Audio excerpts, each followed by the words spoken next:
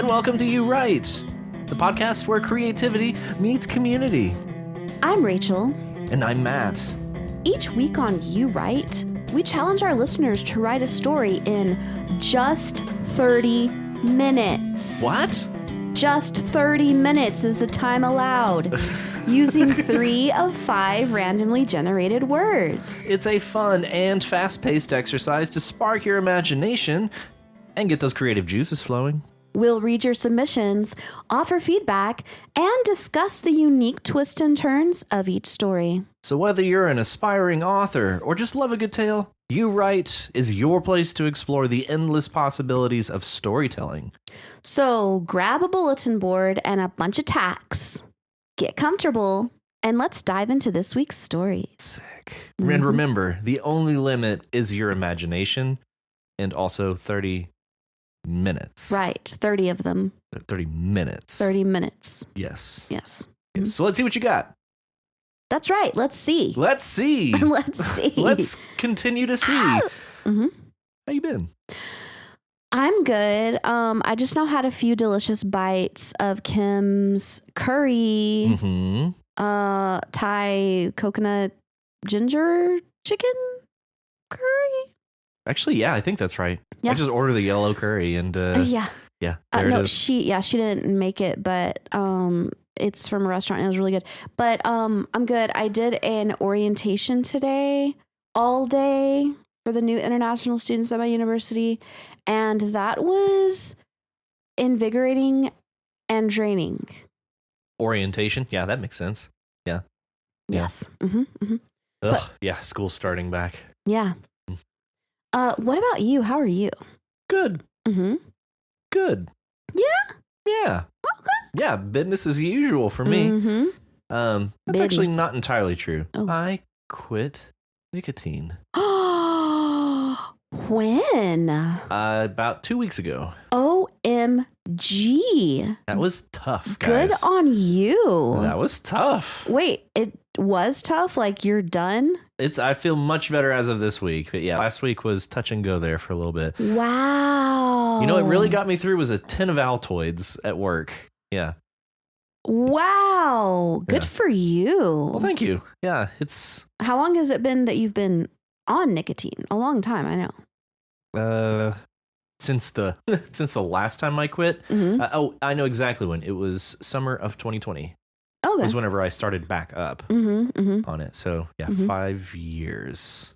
Okay. So yeah, Good job. thanks. Impressive. Thanks. Mhm. Yeah, I feel better. Yeah. I genuinely feel better. I think you will continue to feel better. Yeah. Well, thank you. Yeah. Good job. That's impressive. I appreciate the encouragement. I kind of wanted to not tell anybody because it's like I got myself in the situation. I got to Right. get myself out of it. Mm-hmm. So, mm-hmm. but I feel like I'm past the hump that, yeah, that's fine. Yeah. That's awesome. Good job. Thanks. Yeah. Impressive.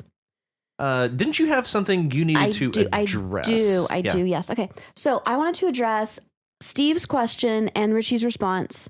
So Steve was like, why don't we have a more phonetic spelling system Mm-hmm. in English? Which touche, Steve, touche. Yeah, English is dumb. Yeah. Yeah. And then Richie was like, said some things, and then he posted a link, which I read. I'm apparently a fucking nerd because I read that like several times for enjoyment. Oh, the article? Yeah. Yeah, it's a good article. It is. Which, for whatever reason, Reddit does not like that website. That's weird. It blocked it. I approved it. And then it, I think, re-blocked it after I approved it. I don't know. Anyways, so. That is weird. It is weird. And then I said, okay, so yeah, and Richie was talking about how hard it is for his students. And I'm right there with you, Richie. I deal with the exact same thing.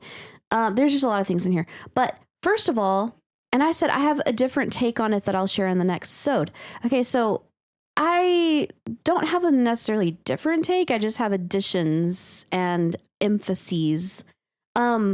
So yeah, Richie, that article that he shared was talking about how there have been attempts made at making the spelling of English more phonetic, but they've all just been laughed out of the room. Yeah. They've all been mocked, and it hasn't worked at all. So as far as because it's too big of a change to undertake. Yeah. So okay, I guess my initial thought whenever I was like, I have a different take, I was thinking about the reason for why spelling is the way it is. And I wasn't really thinking about the attempts at changing it. But I will say this, that I know that historically, the spelling of a language changes long after the pronunciation changes. And that is just because of the fact that pronunciation is changing constantly. Yeah. Like even right now as we speak, pronunciation is evolving and changing. Yeah, dialects. Yeah, even just in areas around Texas, like right. But we can't be constantly changing the spelling of words. We would go crazy. We would go crazy, and we would have to rewrite everything all the time. And so the spelling, I think that it has to become dire, which I do think that English has gotten to that point of becoming a dire circumstance of needing a spelling change. And I see it happening. We all see it happening on words like, for example, donut on donut shops is now being spelled phonetically on most donut shops. D-O-N-U-T. Yeah. As opposed to obviously D-O-U-G-H-N-U-T. So as far as why the spelling change happened, this was like definitely mentioned in the article that Richie posted, but I want to put a link to a YouTube video that I really like, but it's because of the Great Vowel Shift. Yeah. And the Great Vowel Shift, is also like a really weird term because this is something that happened over about 3 centuries but more like 4 centuries between like the beginning of the 15th century to like the end of the 18th century. And it is shifting from late Middle English to early modern English. But why exactly did it happen? Well, there's no exact number one reason, but one thing was mentioned either by Richie or in the article, but I'll just say the main reasons. For one thing, the plague. Okay. Yeah. So when the plague happened, that was right as, a lot of people died, obviously. I think more than half of the population of Europe died. Oh, yeah, it was devastating. Yeah, I think it was more than half. Anyway, So this is kind of messed up, but everybody started like heading to London because there were a whole lot of job openings because everybody had died. And so... too soon? Yeah, maybe. But anyway, and so they were bringing their different accents with them as well. Okay. Yeah. And so accents started to change.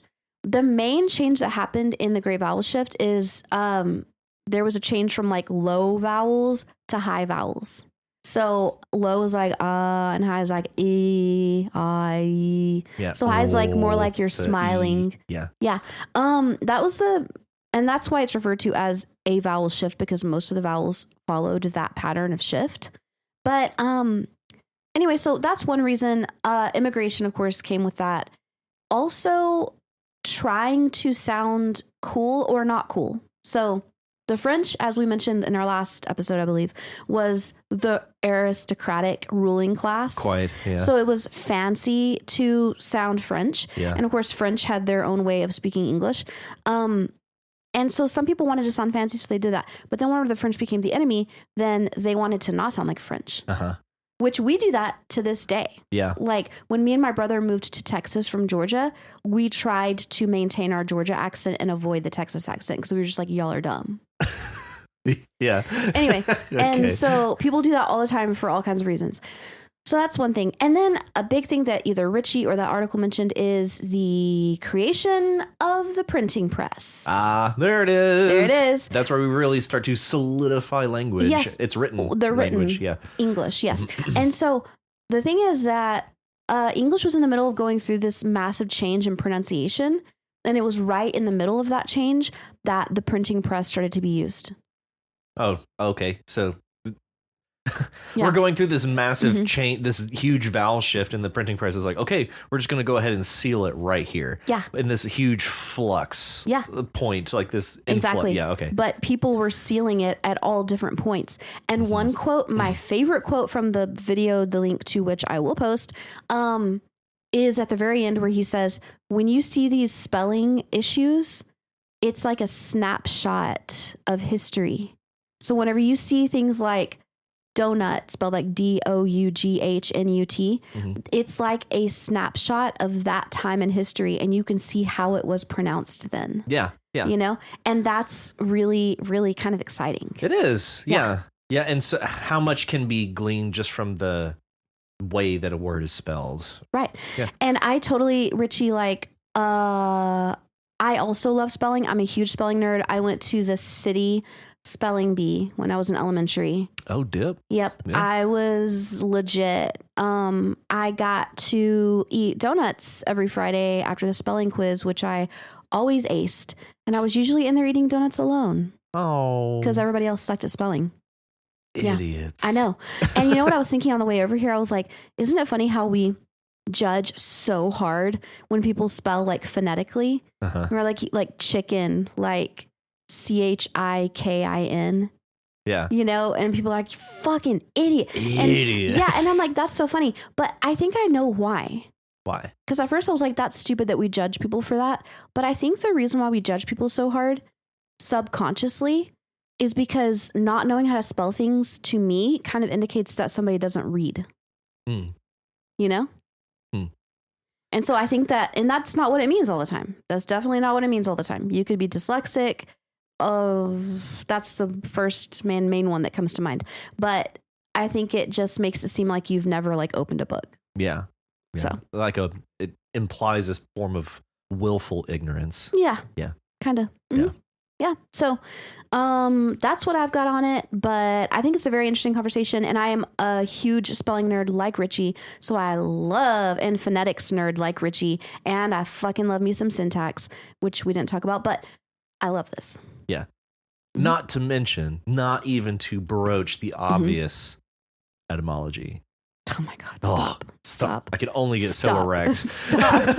It can only get so hard. Okay. Oh my God. But Steve, thank you for asking that question. That was very, very thought provoking. Yeah. Yeah, absolutely. I love that kind of discussion. And I'm just sitting here looking at stuff about the great vowel shift. And yeah, it's literally moving vowels up from the low to the high. This is weird. This is very strange. Like, I've heard of the great vowel shift, but I didn't really know at all what it meant. Yeah. So interesting. Yeah. I'll have to dig into that. Yes. Well, very cool. My main issue, which I've already mentioned, is not getting my students to spell correctly, but getting my students to say words not the way they're spelled. As the conversation last week, should, right. Yeah. cold, Should. all that nonsense. Yeah. Anyway. All right, so what word was second to three words that were tied for first? What was it? Damn it. Should, would, could, and then you had. It was one of our vocab words, I think. In the prompt. Yeah. It was answer. Oh yeah, answer. Answer. Yes. Yup. Yup. Second only. Yep. To should, cold, and wold. We're all three tied. Yes, for first place. Yes. Well, all right. Would you see all of our stories? I did, and I relish them. So which story did we decide to read today? This week, we decided to read Wook and Word's Investigation Station, Woo! A Body, by RichiePozier. So without further ado, here we go. Take it away. All right. I stopped and looked over at Wook. She was completely stone-faced. Drag you? I asked. Yes, drag me. You should totally try it. It's super relaxing, she said as we approached the lobby. I forced someone to drag me over the weekend. Hands or feet this time? Words asked as though it were any normal Tuesday. I looked at him. He didn't even have a hint of surprise on his face. I could tell that these two had been working together for quite a long time. We reached the end of the hall, and I nearly ran into the detectives when they stopped abruptly at the entrance to the lobby. The secretary sat at her desk at the far end of the room, typing away on her keyboard and chewing at a strip of licorice that dangled from her lips. Feet. Definitely feet. Oh, there's two of you, so you can each get one.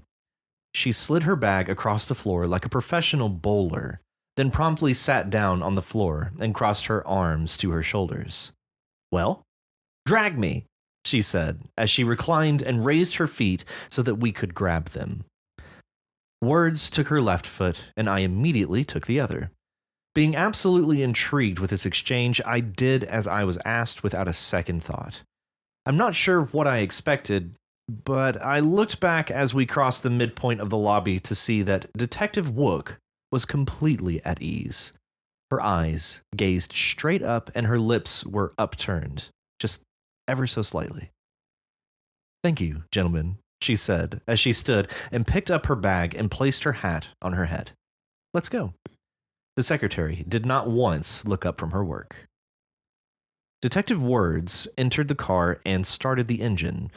I sat in the back seat and noticed a large amount of colorful boxes crowding the seat behind him. I picked one up and examined it. Clue. Quite amusing. "I take it you're into games, Words." "Yeah, you could say that," he answered as we pulled out of the parking lot. "I took a look at some of the old cases you were on. Fascinating. You booked Willie the Weasel a few years back. How'd you find him?" Words pulled up to a red light and began fiddling with the radio. "Well, Willie was easy. He had a penchant for hanging around the Lido Hotel with his girl. He wasn't hard to pick out. Shiny black shoes and khaki pants tend to stand out at the Lido. Not to mention, he walked around with his hair slicked back. No one else does that except a pimp." "Fascinating. And Bobby Brown? How did you find him? The last I heard was that he had vanished without a trace." Words looked back at me in the rearview mirror as he stroked his chin and waited for the light to turn green. "Bobby Brown is, for lack of a better word, dumb," I said. "A furniture salesman called in about a guy matching Bobby's description stumbling down a highway in Montana with what appeared to be blood-stained blue jeans. You might have heard of him. Steve from Steve's Living Room Furniture and Appliances. It was December and there was snow on the ground. Poor guy looks like the American dream got beat with an ugly stick. He kept mumbling about someone named Freddie. Supposedly she made off in his sports car with the money he'd stolen." Detective Words replied, "That's fascinating." He fell silent. Wook was humming as she went over the case files. "Are we sure that this case is connected?" she asked. "I mean, we've got a sword as the murder weapon and a playing card tucked in the victim's pocket." She trailed off. "Victness," Words said. Wook's eyes brightened. "Ooh, victness, yeah." "Still sounds like witness," Words offered. "Clearly implies victim." I made a note of this new word. Why hadn't I thought of that earlier? "I'm impressed that we have a body outside the Lubbock Memorial Civic Center," which, yeah, that pretty much tracks. If there was, well, I don't know. I think they've cleaned up the place a little bit. Words turned onto Mac Davis Lane, and I saw the Civic Center come into view. "Actually, we have that beautiful new concert hall right across from the Civic Center," Words gestured across the street. "That's true," Wook said. Detective Words pulled into the parking lot and made a wide turn across the empty spaces. "That place is legit, guys," he said. Wook reached for her bag and started digging through it for something. "Oh, yeah," she said absent-mindedly. Words looked at me again in the mirror. "The Buddy Holly Hall is no joke. Look it up." He nodded and pulled into a parking space nearest the building. "Yeah, the Buddy Holly Hall is awesome." "Oh, yeah. Yeah, the Buddy Holly Hall. It's awesome." Wook pulled out her badge and affixed it to her belt. We exited the vehicle and walked around to the front of the building. Pastor Walker was called in to identify the body, Words said. He gestured toward a man wearing what I can only describe as the most obnoxiously red running shoes I have ever seen in my life. I would not be surprised if he had gotten a ticket for speeding in those things. "Really? The victim was bifurcated. Isn't that a little ghoulish to have someone ID that at the scene?" I asked. "I mean, I wouldn't think too hard about it," Words shrugged. Pastor Walker turned to us and smiled. "Hello, detectives," he said as he held out his hand to each of us. "It would seem we have a bit of a situation, as it were." Detective Words smirked slightly. Could you say that is a situation ouch! He looked hurt, both physically as well as emotionally. Wook had elbowed him in the ribs. Not the time, Matt, I heard her whisper. We can do it when we get back to the car. What seems to be the problem? I asked. Well, Detective Wright. Hugh Wright, I offered. He nodded. Well, Detective Wright, that is not the body of Mr. Mersoy. Excellent. Excellent.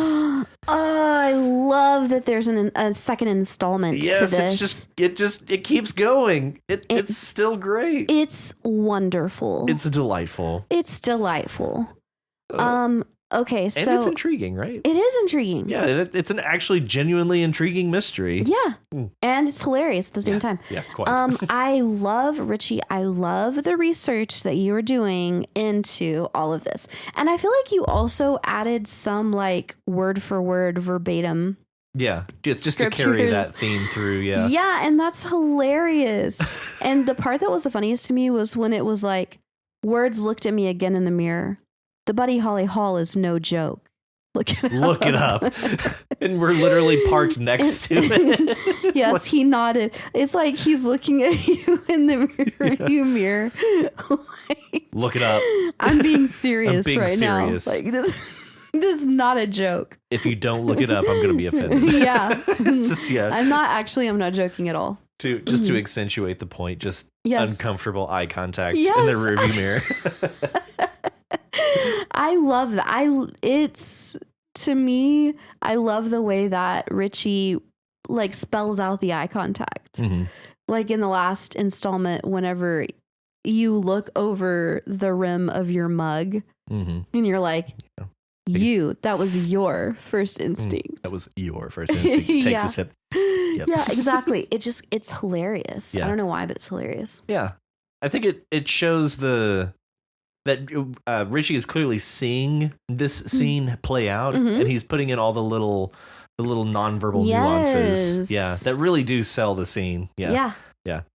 I really like that. Mm-hmm. I'm particularly a fan of us dragging you across a lobby. Yeah, that was great, and I love how words didn't even think it was weird, and the secretary didn't even look up. Yeah, she's just like clacking away on her keyboard. I really want to know about this secretary. Like, she's seen some shit. She's seen some shit, but she's used to it. And it's funny because it reminds me of a lot of times whenever I'm like around my friends and I just start, I don't know, like singing at the top of my lungs, like in a really weird voice in a public place, just being a total weirdo. And they don't even glance at me. Mm-hmm. Mm-hmm. And of course, people who don't know me are just like, what the fuck?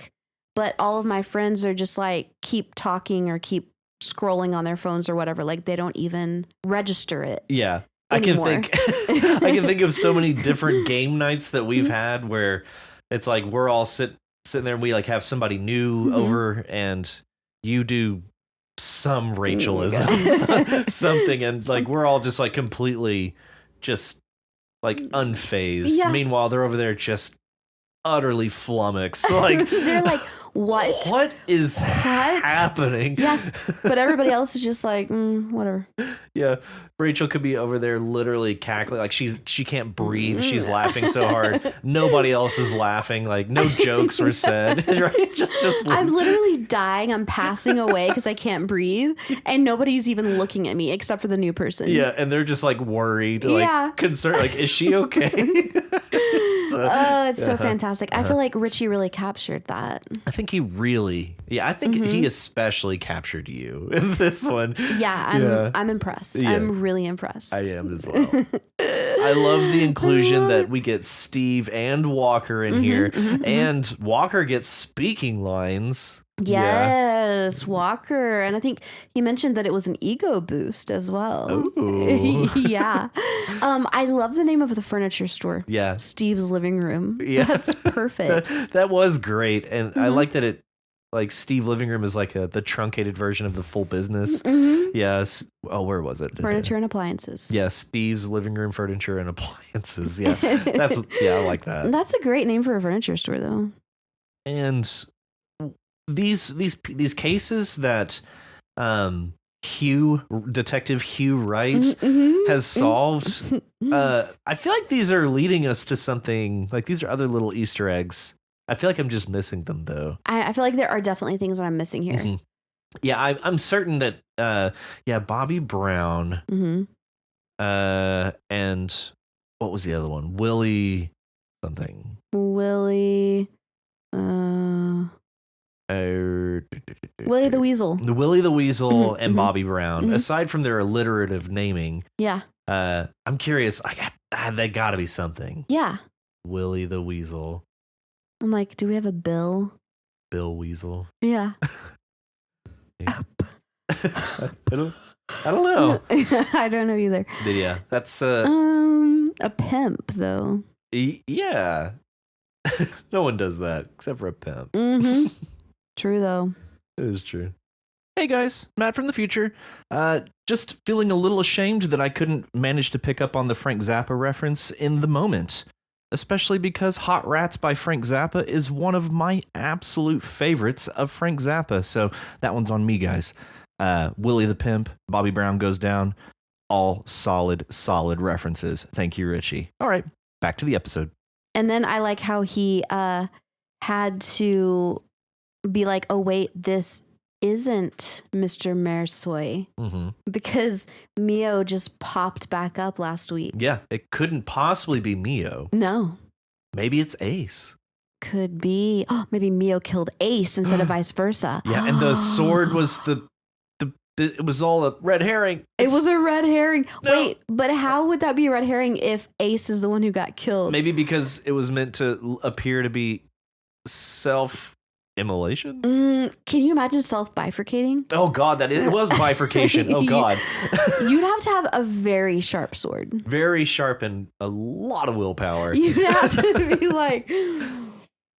boom, like right on top of your head, but it would have to be such a sharp sword that it would just like keep falling all the way through your body. It's like it comes to an infinitely fine point where it actually cuts space and time. Yes.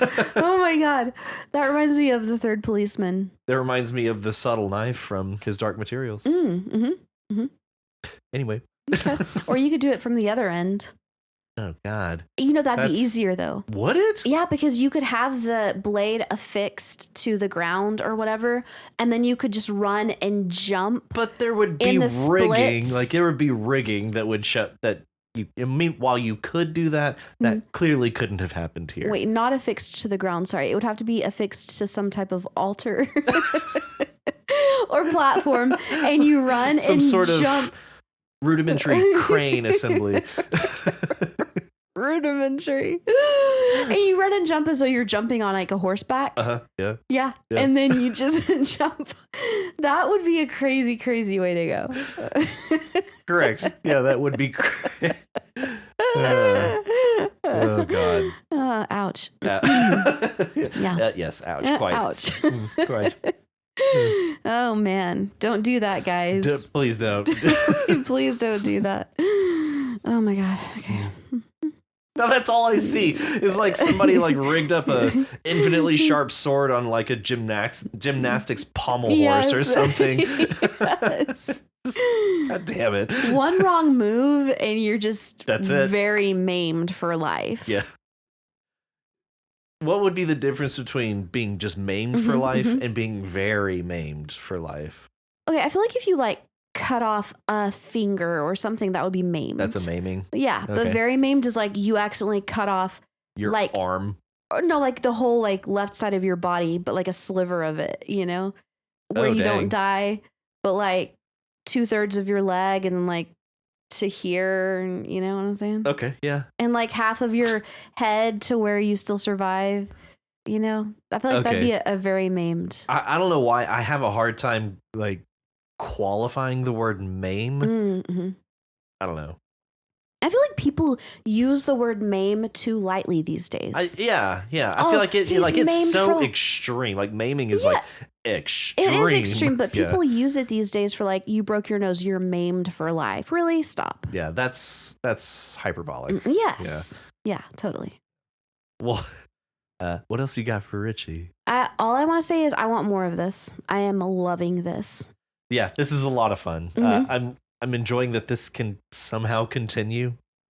And the verbatim bits really do get me. They get me so hard. Oh man. They get me hard. Oh yeah. Oh, and we found Richie's YouTube channel. Yeah. Yeah. Richie, it is, I don't know how we had not. We've just missed it. We've missed it. This whole time. Yes. I do not check our YouTube channel because it's like there's like no activity on our YouTube It's channel. Matt's fault that we missed it. It actually, yeah. I didn't even know we had a YouTube channel.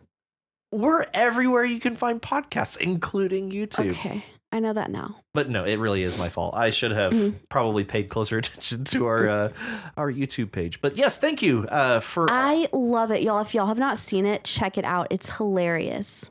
Yeah, and it's great insight. Yeah. Also, Richie played our theme song On his guitar. on the guitar. Yeah, and it's amazing. It's amazing. Yeah, I love it. I love it so much. And he facilitated us. Yes. It's so nice. It's so good. I'm so Thank you happy. for facilitating us. I was so happy to find all that. That was lovely. It's amazing. I'm excited to go watch the other things. Yeah, we just saw the most recent one, so Yeah. we're gonna dig, and we're gonna continue to dig. Yeah. Awesome. Thank you, Richie. It's amazing. Thank you, Richie. And up next, Steve with Steve. Mitakuye Oyasin. Mm-hmm. I think that's how you say that. I have no idea. Yeah, I'm sure I don't know. I wish that I did, but I do not. I really liked this, Steve. This is especially how you get us going here. Mhm. This is a very intriguing way to begin the story. Yeah. I feel like you did a really great job of capturing some urgency Mhm. here. Like this, it's not impending that this weather is coming down around them, but there is still this sense of urgency about this story that I really liked, and you really did capture that. Mhm. And I mean, especially where it's like some don't make it. Yeah. You know, it's Yeah. like this is serious business. It's serious, yeah. Mhm. And again, we're not explicitly told that there's a storm coming that could kill people. Mhm. It's just there's urgency without immediacy, I guess. Mhm. Yeah. I really like this. Yeah, I love the just realness of the story. Yeah. So I kind of got the feeling from the beginning that it was like loosely based on something that you actually experienced, Steve. And I just love that because you can add so many details in there, you know? I don't know. I just love the detailed descriptions of everything. It just really like put me right there in the middle of it. Yeah, and it's descriptions that exactly to your point, without having like been a part of an event like this or an experience like this, you wouldn't necessarily have all of these various details to really lend to the credibility of what the author is saying here. The first person author is saying here. Yeah. And I mean, it's a really interesting like look into that place and the life that a lot of people live, or the conditions in which a lot of people live. Yeah, it's like a whole demographic Yeah. of people that this is just the way that they live and the conditions that they are faced with on a daily basis. Mm-hmm. Oh, I was actually going to say, Steve, because kind of the way I mentioned, I really like the way you set us up with this storm, this impending storm, and then we just move into the people. Like we move into this Suan and Jerome motions me, but we move and we meet Suan, Big Crow, and her family. And it's just more focused on the people and helping them and making sure that they're safe, that they're okay. And this exchange for this, what is it called? Oh, a coop stick, counting coop stick. A counting coop stick. Mm-hmm. And we just get into the importance of this item. It has feels like a totemic quality to it, and it strikes our point of view character as important, as beautiful. They want to pay more for this, but it would be insulting to offer more. And it's like, this is just, so he understands that, pays for it, and says like it's worth more than that after the fact. But it just basically kind of confirming that no, don't don't pay more, Mhm. or that's insulting. Yeah. So it's so much of this culture and the people and just being present, being helpful, being knowledgeable of the situation and the people and their culture. I really like.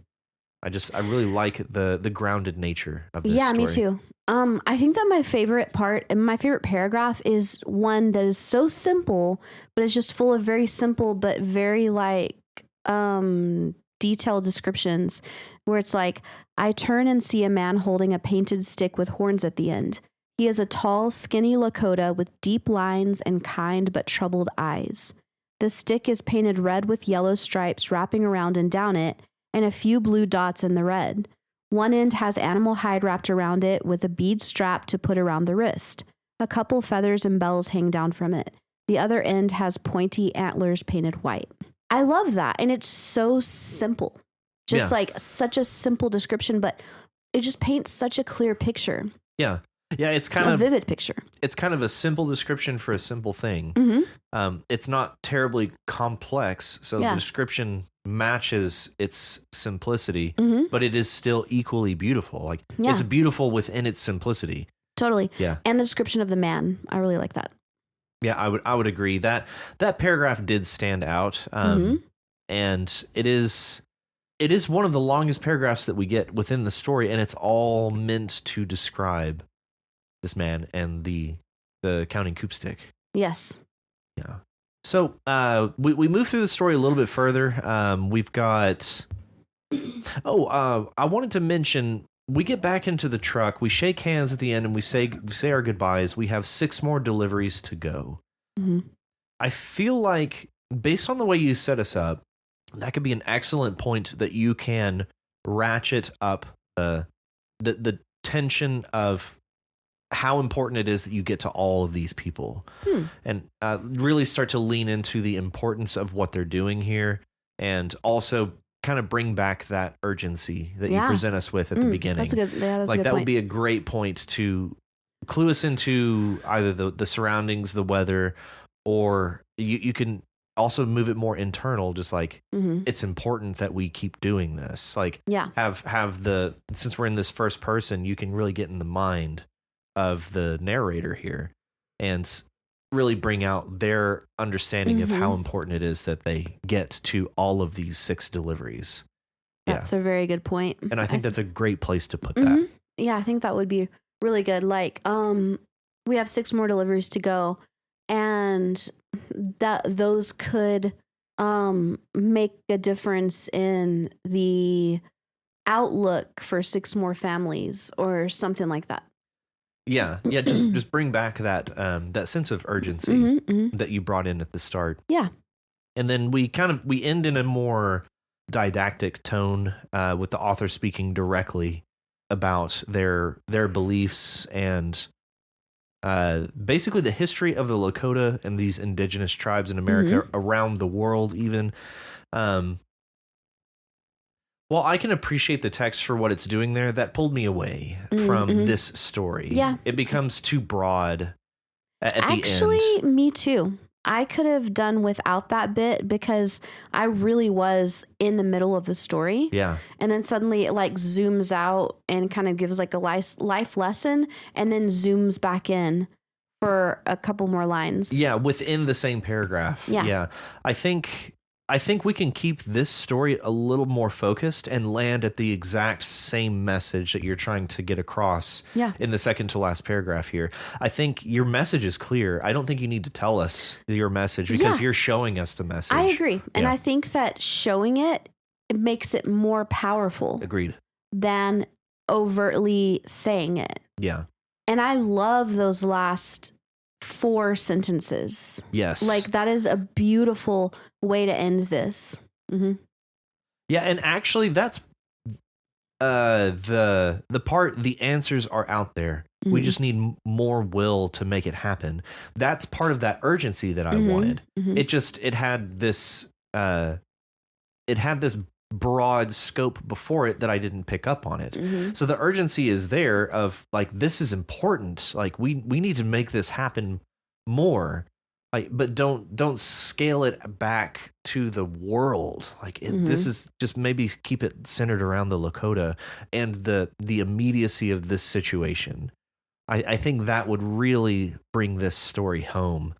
And Yeah, yes, because we drive to the next house on another lonely, snow-swept road. A mhm. white owl flies over us unseen. Yeah, I really like the way that you end it, but And it really, like, with that ending, especially the very end, we are all related, that leaves me with a sense of hope. mhm. But I guess the thing before the didactic part before it makes me feel a bit hopeless because it's like all that lost history. Oh, it's gone now. And it breaks my heart, and they could be helped, but that could makes it seem like unlikely. And so it's like, I like to be left on a hopeful note in just the telling of the story. Yeah, And you were in this case making a difference, and helping. So, yeah. yeah. I think keep it focused on the moment that your Yeah. story is in, and Mhm. and don't feel that you need to make a profound message for the world, Mhm. Mhm. because this isn't for the world. This is for the Lakota. This is for these people.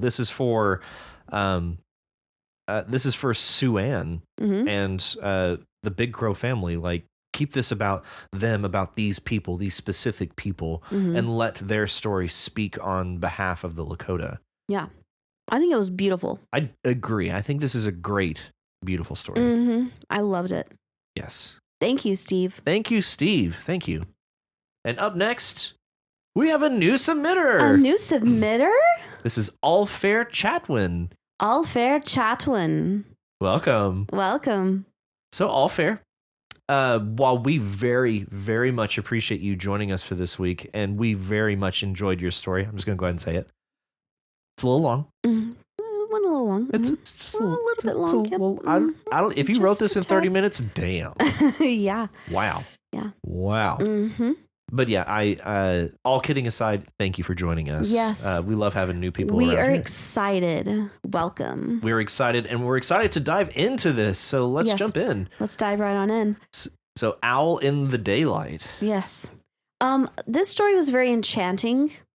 I loved it. I definitely got caught up in it. I got not lost, but I got lost in it. I love the moth, the inclusion of the moth. Yeah. Yeah, and I'm glad that we went ahead and just took it right there. The description of the moth was one of my favorite parts of this story. Yes. Especially with the because it's doing a lot of work, like it's using a lot of words to describe this moth and the kind of how it's interacting, and I was kind of getting lost and swept away from the scene, and then it was described as like the eyes of the owl, and it brought me right back to the scene. Like it was this very almost hallucinatory description of the moth. It worked great. I just really wanted to commend you on that. Yeah, that was so good. And it reminded me of, I have like all these pictures of moths saved because I think moths are adorable, but there's a couple of them that are like ivory white, and fluffy. Yeah. And it kind of reminded me of that. But I think it's so interesting that there's a moth and an owl. Yeah. And I want to know if that means something, or if that's just Creatures of the night. Yeah, or if that's just like straight out of your mind, a moth and an owl. Like, I just find that such an intriguing choice.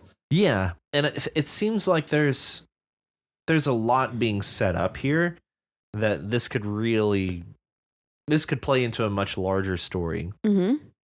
And depending on I guess depending on your intent, All Fair Chatwin, I would have some notes on how best to either wrap this up as a short story or set this up as a continuation. And I feel like this wants to be longer. Like I feel like they've got more to say here. There's a larger story being set up here. Yeah. So with that in mind, if you wanted to make this longer, I'm just going to go ahead and move us towards the towards the end here, strictly because the old lady that we meet at the end, who ends up essentially snapping Jacob out of this trance with the moth and the owl and these wondrous places that they're trying to show him. Yes. I think she needs to be more enigmatic than she is in this story. If this was to be longer. Because I feel like all the things that she's telling us at the end, you effectively showed us before. Like, because it felt like this trance, like this trap, like Jacob's being trapped by this. It's all too good. Yeah. It reminded us like, come play with us, Daddy. Totally. Yeah, very, very shining twins coming to kill you or trap you or something. So basically the lady at the end is basically kind of reinforcing and confirming all of that for us. But I feel like if this was to be longer, she needs to be more mysterious. Okay. Yeah, I can see that. Yeah. I was just really just like very swept away by the story and just like, what's going to happen? Yeah. I kind of thought that what was going to happen was that the boy, what was his name? Jacob. That Jacob was going to become so mesmerized by this owl and moth that he was just going to stare at them and like follow them out into the street and get ran over. Yeah. Or something like that. Yeah. So during all of that, so many different things were going on in my head. I was thinking like, he's going to like stare at them and follow them. And then he's going to turn around and he's not in the field anymore. Like he's somewhere else, or he turns around and like the building behind him has deteriorated, like some space-time like maybe continuum. like something that Steve, with his like the world just moves on with them captivating him, and he's just like trapped in this. There's so many different things going on in my head like while they're doing this that it's very captivating. It really is. And again, an owl and a moth. Yeah, I love that. That's so creative. Yeah. I love the interactions between Jacob and Lily. Yeah. You write siblings so well. Don't watch me pee. Yeah, I'm not watching her pee. I don't want him to look. Like it's like that's exactly how that would go down. Exactly. Yeah. And I also like how you clue us into that the mom is divorced through dialogue.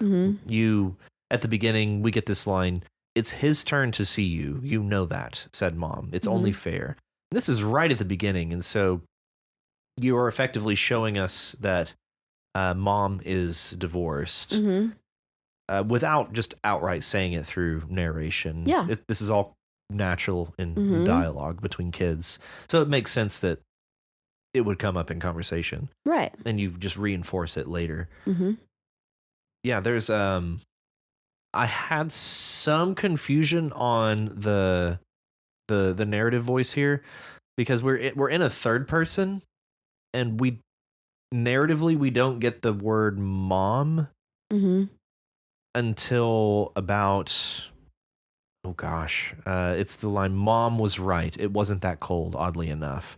So I wasn't aware that we were in a close third person with Jacob until around that point. We're well into after the crash and everything, and they're stopped and they're getting out. So I was thinking we were kind of in this omniscient third person, this more global third person that's kind of looking over the whole scene, but then we move closer over the shoulder of Jacob at that point. So the perspective that we were reading from was a little confusing, but I think simply kind of reinforcing the reactions or the demeanor of Jacob in the start would clue us in that that's the close third person that we're following. Yeah. I was a little bit disappointed that everybody was okay at the end of the story. I kind of wanted shit to go off the rails. Which is why I think it needs to be longer. Yeah. Like there's more to I can happen. totally see that because I feel like even though definitely it was a very long entry for this podcast, I would like to see more development. Yeah. Well, long for the podcast for a single entry, but I mean we've had stories that span much more Oh yeah. than this. During Novel Bimber. Yeah. Oh yeah. Yeah, come check us out in Novel Bimber. Yeah. And, when we lift all the restrictions for length and just when we lift the veil. lift the veil. Yes. But pay no attention. Right. No, I did want it to continue and for some, something weird to happen. Yeah. I would like to see that. I would agree. Yeah, I mean, that can still happen if you're interested in that. I don't know if you would be, but if you were, it could still happen. Like suddenly the mom looks back and Jacob is not there anymore because he kept following the owl and moth because he became enchanted by them. I don't know. Yeah, and he got teleported to Mars. Yeah. Or something. Yeah. I'm sure I don't know. But on a parting note here, I really like how much time you spend building up the owl. Mm-hmm. And that's the line that we begin with. Yes. Is and also the title. It's right there in the title. Can owls hoot in the daytime? And it becomes so important. Yeah, because at first I was just like, okay, this is just a kid asking a pointless question. Yeah. But then I realized, he's asking that because he can hear an owl hooting and he thinks it's weird because it's daytime. Yeah. Yeah, and it keeps coming up. Yeah. Like very subtly, kind of just in the background, but it just becomes more and more and more present in the story to the point where he's literally entranced by an owl. Right. And then the moth. Yeah. Yeah. Mm-hmm. Yeah. I love that. Interesting. I'm very curious what we can do with that. Oh, me too. Yeah. It's exciting. Thank you, All Fair Chatwin. Thank you, All Fair Chatwin. And welcome to the podcast. Welcome in. Yeah. Yeah. Come on in, get cozy. Get cozy. Mm-hmm. Yeah. Kick your feet up.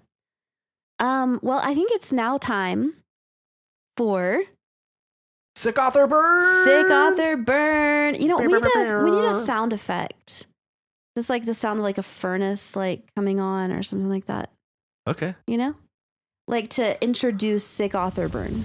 Oh, just like the sound of a epic flame. Yeah. Like a bonfire. Yeah. Okay. A pyre. Yeah. Oh yeah, like it just like crackling. Yeah. Yes. Can you do that? I'll work on that. Okay, yeah. sweet. Okay, so I'm very excited to introduce this week's Sick Author Burn, which there are actually a couple of very clear lessons to be learned from this. Yeah. Yeah. So this review is called A Million Pieces of Shit by John Dolan. And it is a review of A Million Little Pieces by James Frey. Yes. So for those of you that do not know, this was published in 2003. And it was actually like a Oprah's book club book or whatever that was she did. And she promoted it big time. It's about a guy it's autobiographical, allegedly. And it's about a guy who became a drug addict and went to rehab. The whole thing basically happens in rehab. And it was hardcore promoted by Oprah for a while there until some people started questioning the veracity of this story. And basically Oprah defended this author, James Frey, but then he was further questioned and more research was done, and it became clear to everyone that he had definitely misled the audience about this being autobiographical and that a great part of the story was fabricated. So, and then Oprah denounced him. Okay, so I'm just going to, lesson number 1 is obvious. Don't, lie in your autobiography. Yeah, don't claim something is true when it's not. Right. Yeah. Okay, but I'm just going to read the first paragraph here because to me this is the even more important lesson. So, first paragraph of this review, which we're going to post the link to. This is the worst thing I've ever read. A Million Little Pieces is the dregs of a degraded genre, the rehab memoir. Rehab stories provide a way for pampered trust fund brats like Frey to claim victim status. These swine already have money, security, and position, and now want to corner the market in suffering and scars, the consolation prizes of the truly lost. It's a fitting literary metonymy for the Bush era. The rich have decided to steal it all, even the tears of the losers.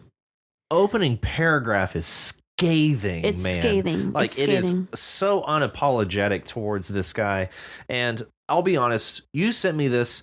I've never heard of James Frey. I had no idea that this man I've never heard of wrote a book called A Million Little Pieces, and I never knew that Oprah picked up on it.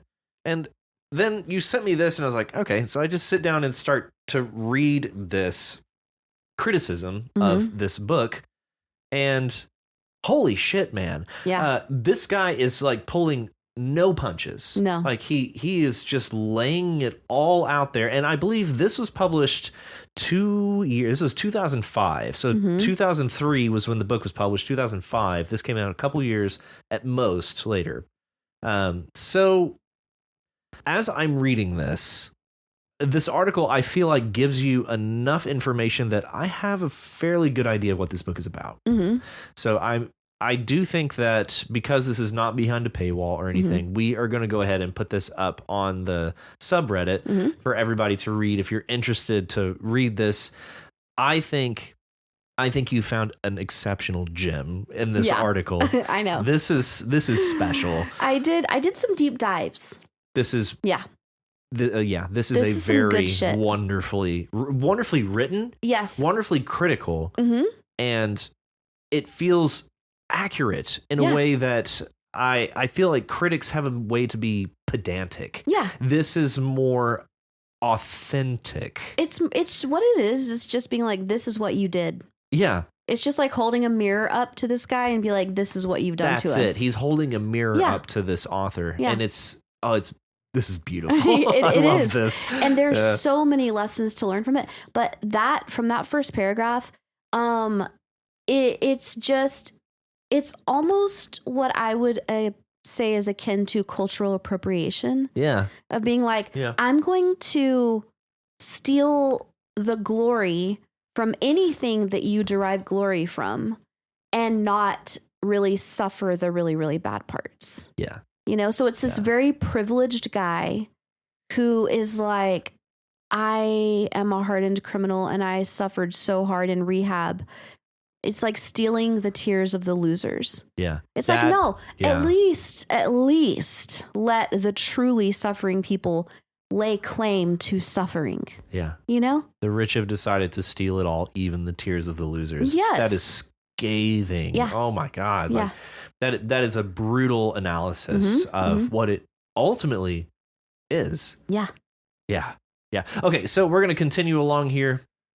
As far as some writerly lessons that we can pull from what John Frey does, I feel like the article is good about pulling out the writerly mistakes early and leaves the more meta mistakes for the middle and end of this article. Yes. So what are some writerly lessons that James has committed here?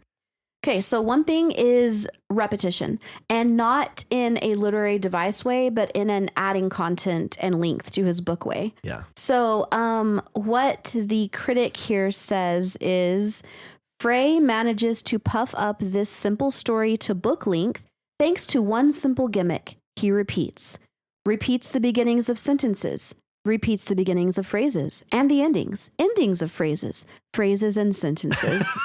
So I love that. And then he's like, and while his prose is repeating, his tale is descending into Bathos in which he wallows in Bathos. Yeah. So he is using the offense that James Frey committed to point out the offense that James Frey committed. Yes. Which is repetition. Yeah.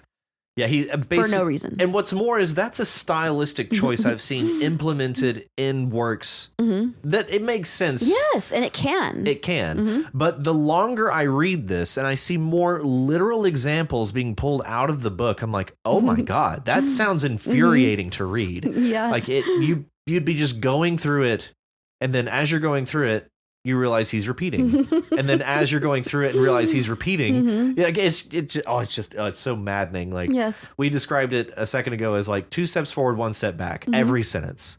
Yeah. And so you're just constantly rehashing what you just read. Oh, infuriating. Yeah. So repetition can definitely be used in a really creative and artistic way. Yeah. But the way that James Frey does it, a lot of people could say is egregious. They could say it's... I think egregious sums it up. No, Yeah. what's that word for whenever there's like violence just for the sake of violence? Oh, it is. Right? Or sex just for the sake of sex that doesn't really add any content to the story. Shit. Word. Gratuitous. Gratuitous. God damn it. Oh, okay, Fuck. so it's gratuitous repetition. Yes, very gratuitous. Although, you know what? Gratuitous really means that it's like a clickbait kind of. Yeah. You know? Like it's just trying to get people to like read it or watch it. And this really isn't doing that. It's more to just fill it out. It's just to fill it out. It's because he wrote a book. Yeah. And it was more of a pamphlet than it was a book. Right. And he's like, no, I need it to at least be a novella. I'd prefer it to be a novel. Okay. Yes. Let's puff this up. Right. Okay, and then another one of the writerly offenses that is pointed out, of all phrase repetitions, the most common is the conjunction and. It's and after and after and. He seems to think he's broken the transition problem right open. Every time he needs to connect two thoughts or actions, he simply plops an and between them. Yeah. Yeah, and the example that we get here is... I go back to the medical unit and I find a nurse and I tell her I have to go to the dentist, and she checks the outside appointment book and it checks, and she sends me to a waiting room and I wait. Mm-hmm. There's 6 ands in there, and that apparently is not the most egregious example of that. Yes, and one of the most egregious is... Frey offers a sparkling account of getting a bowl of oatmeal, which is sustained by 7 ands. I see that I'm late, and I see people look up and stare at me, and I ignore them, and I get a bowl of gray, mushy oatmeal, and I dump a large pile of sugar on it, and I find a place at an empty table, and I sit down. Yeah, and it's even like, okay, I won't besmirch describing the monotony, especially if you're talking about being in rehab. Because so much of it is, you know, monotony because you're trying to establish a new routine. Mm-hmm. It could be a choice if it's used sparingly, but if it's used consistently and regularly, it's just it just feels lazy. Yeah. Yeah. But he does say up above, this can work, the use of excessive ands, when it's done by somebody with talent. Oh shit! Yeah, call the burn unit. Yeah. Seriously. Yeah. Oh damn. Okay, what else? Do we have any other lessons here? Those are the main writerly lessons that I feel like he pulls out. Also, if you're going to write about an animal, be sure you know what animal you're writing about. Unless it's supposed to be a mystery animal. Yeah, or if the point of view character isn't actually sure what animal they're looking at, then okay, fine. But this is supposed to be an autobiographical memoir, and he's talking about a fat otter that has an armored tail who's buried under a bunch of logs and twigs. What were they, like protuberances? Or yes, protrusions like the arms of a witch. Yeah, protrusions like the arms. It's like, and it's a beaver. We're talking about a beaver this whole time. It's so bad. And Doubleday looked at this and said, "Yep, gonna publish that. No editorial notes needed. Yep, that's a fat otter." Right. That cracked me up. Something fierce. And then the line around the otter: "Hey, fat otter." Yeah. He stares at me. "You want what I got?" He stares at me.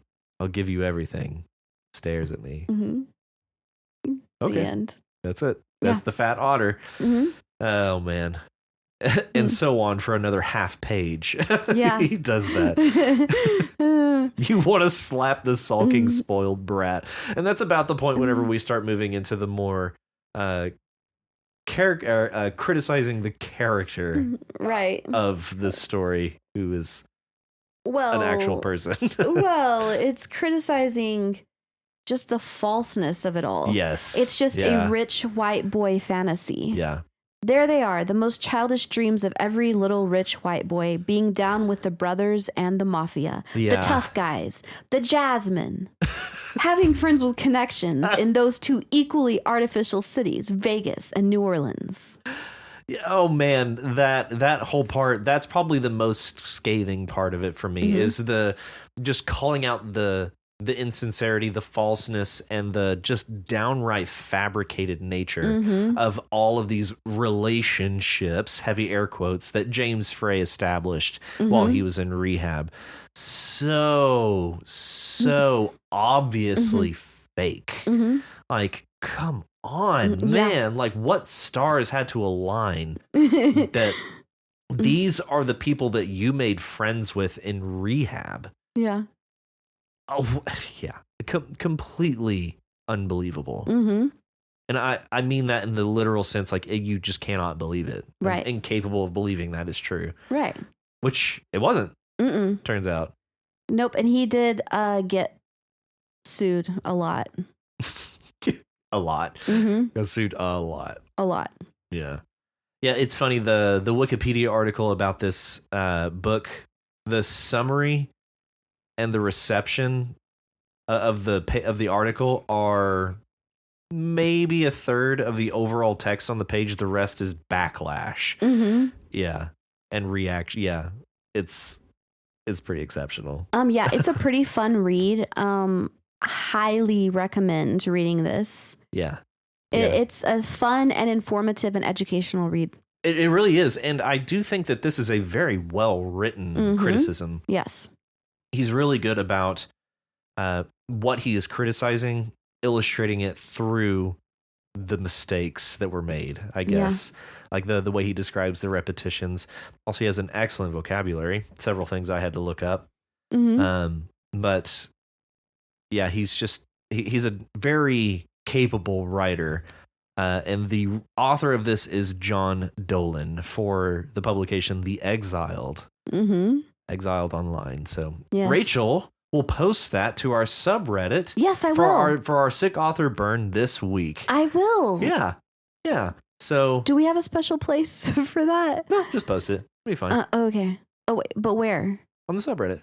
Okay. Not under a certain heading or anything like that? No, you can just you can just post it. Dump it in there. Just be like, check this shit out. Okay, all right. Okay. Check out these million pieces of shit. Yes. That's the title of the article. Which is really funny. Oh man. Yeah. Oh, okay. Thank you for bringing that to my attention. Yes. I had such a great time reading that. There's so much more where that came from. So much more. Yeah. So yeah. Okay. Well, that concludes our sick author burn for this week. Yes, it does. And that moves us into Tranquility by Nick to You. Hey, Nick. Hey, Nick. Hey, Nick. And we're back. We're back on the Platinum Peak sect. Yeah, we are. Yes. And not only are we back, we are way back. Like, backstory back. Yeah. Yeah. I am not going to pretend like I knew that because the timeline is confusing to me. But yeah, it is a little lost. But we knew that Ilan and Arquin had been with the Platinum Peak for a while. So this is them on their way to their origin story. Yeah, or at the very least, their arrival on the scene. Yeah. This like really led me to a serious like soul search. Okay. Yeah, because I fucking forgot. Okay, I'm sorry. The names of the characters. And so I'm reading this and suddenly I'm like, okay, it suddenly becomes clear that the point of view character is female. And that really took me aback. And I was like, oh, it's a female? And that just like really surprised me. And I almost was just like, no, I must have misread it. That was just like where my brain went. And then I realized how embedded it is in our society. And I'm going to say in most societies that most stories center around the male point of view. Yeah. Yeah. And I think it's amazing that Nick has put this in female point of view characters. I know that we've done this before, but something about this story in particular, just the depth of the character and the perspective of the character just seemed like it had to be a male character. And I just was really struck by how ingrained that is subconsciously in my own mind, to have this rich depth of character view would have to be a male. So you had to do some soul searching and see like, why do you think that it has to be that way? Yeah. And I don't even think that, like, obviously, consciously thinking I am a female and I know that I have depth of character. Depth and complexity. Yes. Yeah, exactly. Yeah. And I know that, but it's just, and I know why I immediately think that, because that is the representations that we get. That's what we're used to.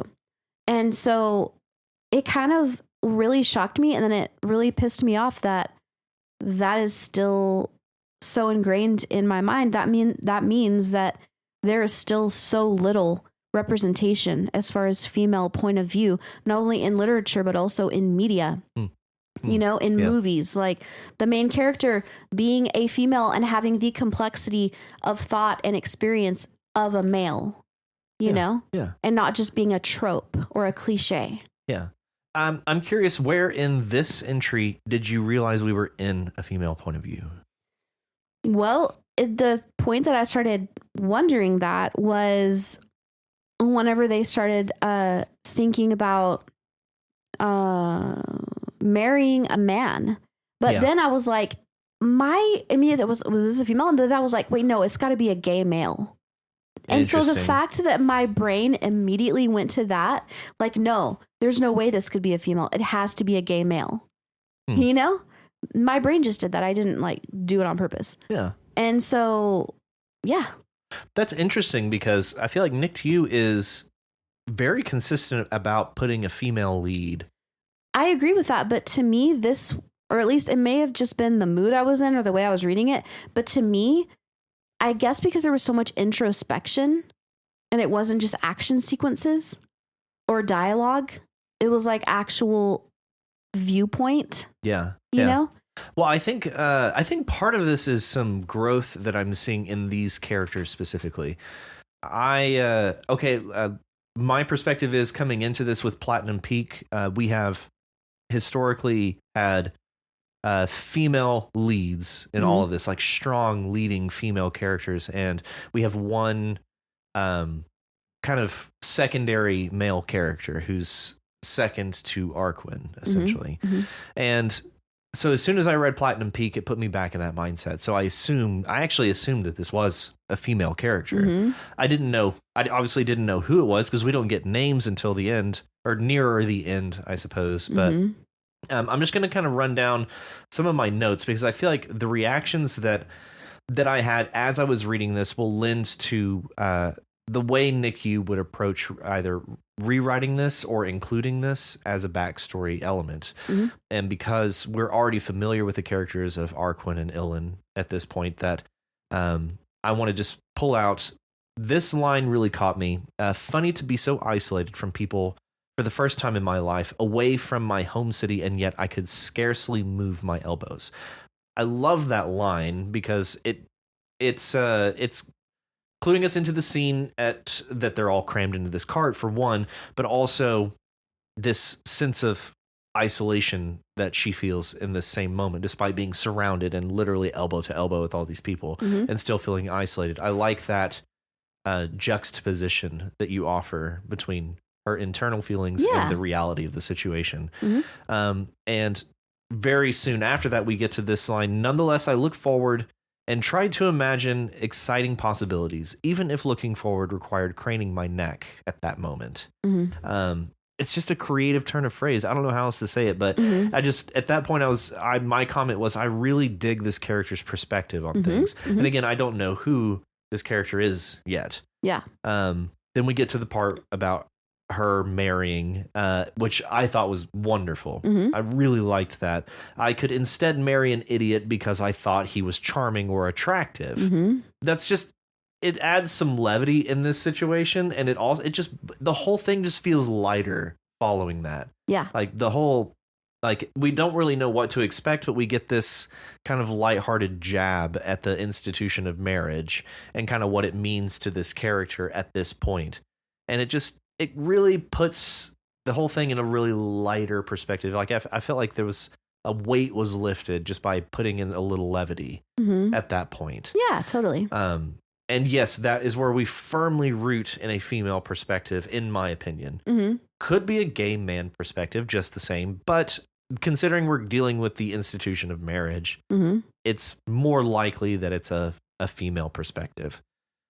Which again, this is just because I am familiar enough with your work and with Platinum Peak and your tendencies to write female characters that I assumed we were in a female character at this point. But that is, I think, where we nail that down. Right. I like the mention of getting the father a better house. Yes. His daughters he would fight it, but his daughters would one day compel the man to live somewhere habitable. That reminds me of me and my dad, because I fought for a long time to get him to live somewhere habitable, and he did fight me on it. Yeah, and dads will do that, especially considering what we learn about him. Okay, so I really like you called that out. His daughters would one day compel the man to live somewhere habitable. Our chances of getting him to stop sailing Arctic waters was admittedly slim, though. There's a lot of work happening there, because the way you describe that, his daughters, means that our point of view character may not be one of his daughters. But then you add in our chances of getting him to do that really does solidify this character as one of his daughters.